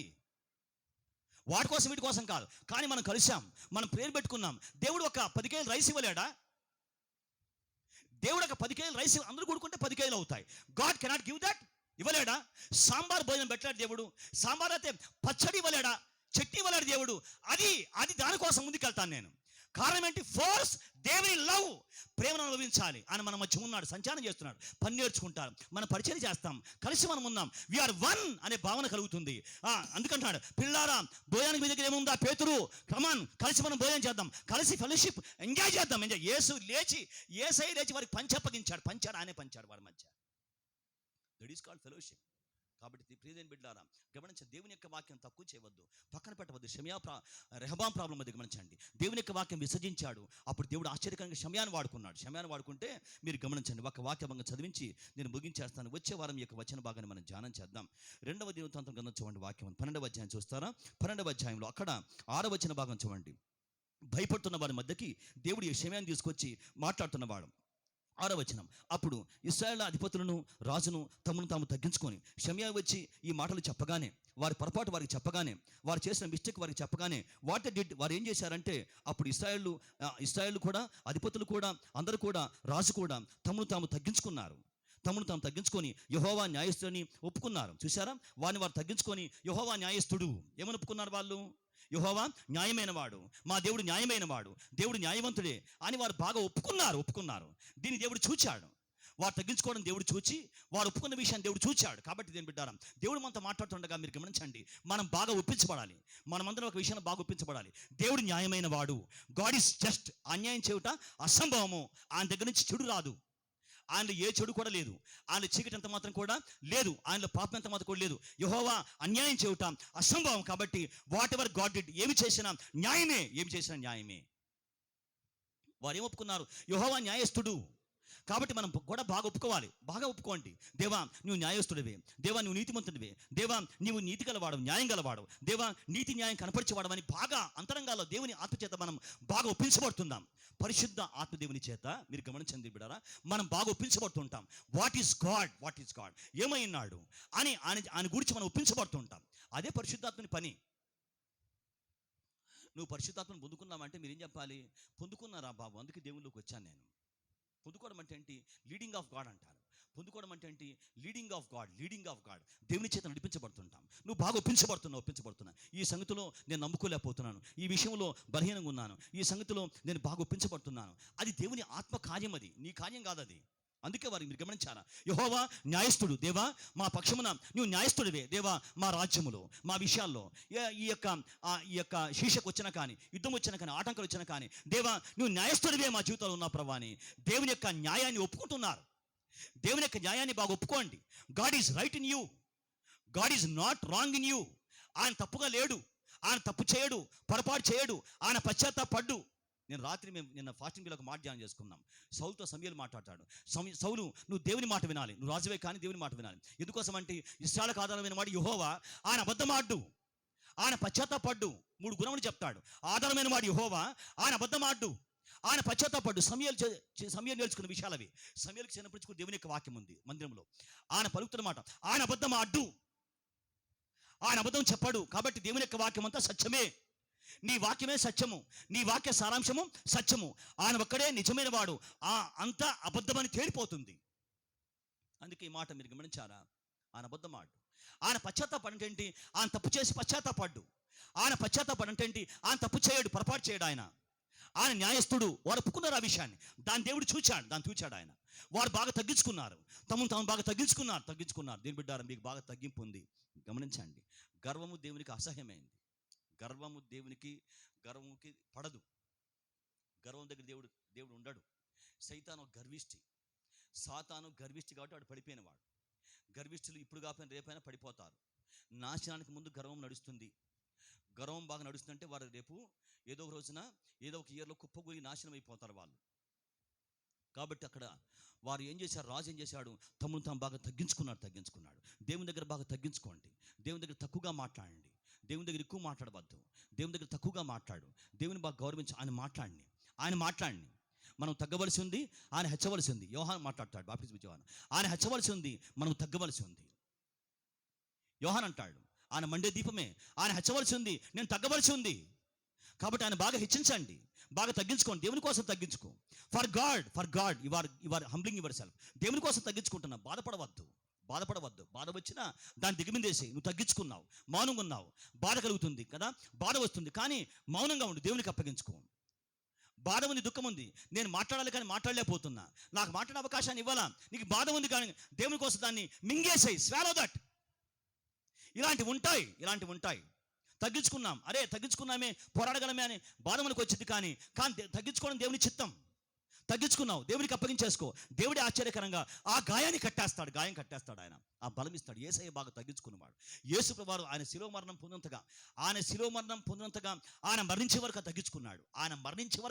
తగ్గించుకున్నాడు. దీన్ని యెహోవా చూచాడు. ఏమి చేశాడో వచ్చేవారని చెప్తాను. దేవుడు మన మధ్య మాటలు దీవించి ఆయన స్థిరపరిచి బలపరిచి ఆయన వాక్యం నెరవేర్చి ఆశ్చర్యకరంగా నూతన విశ్వాసాన్ని కలుగ చేయునుగాక. ఆమెన్. తల వంచి మన కళ్ళు మూసుకొని దేవుని వాక్యానికి అప్పగించుకొని మనం ప్రార్థన చేసుకుందాం. ఆయన పరిశుద్ధమైన శిలువ అమూల్య శరీరమునకు రక్తమునకును మనమందరమును ఉదయకాలమున ప్రార్థన పూర్వకంగా దేవుని సహవాసమా మనమందరమును అప్పగించుకుందాం, ప్రార్థన చేసుకుందాం. ప్రభువునకు అప్పగించుకొని ప్రార్థన చేసుకుందాం. వాక్యం మనం విన్నాం. కుమార్తెలారా, కుమారులారా,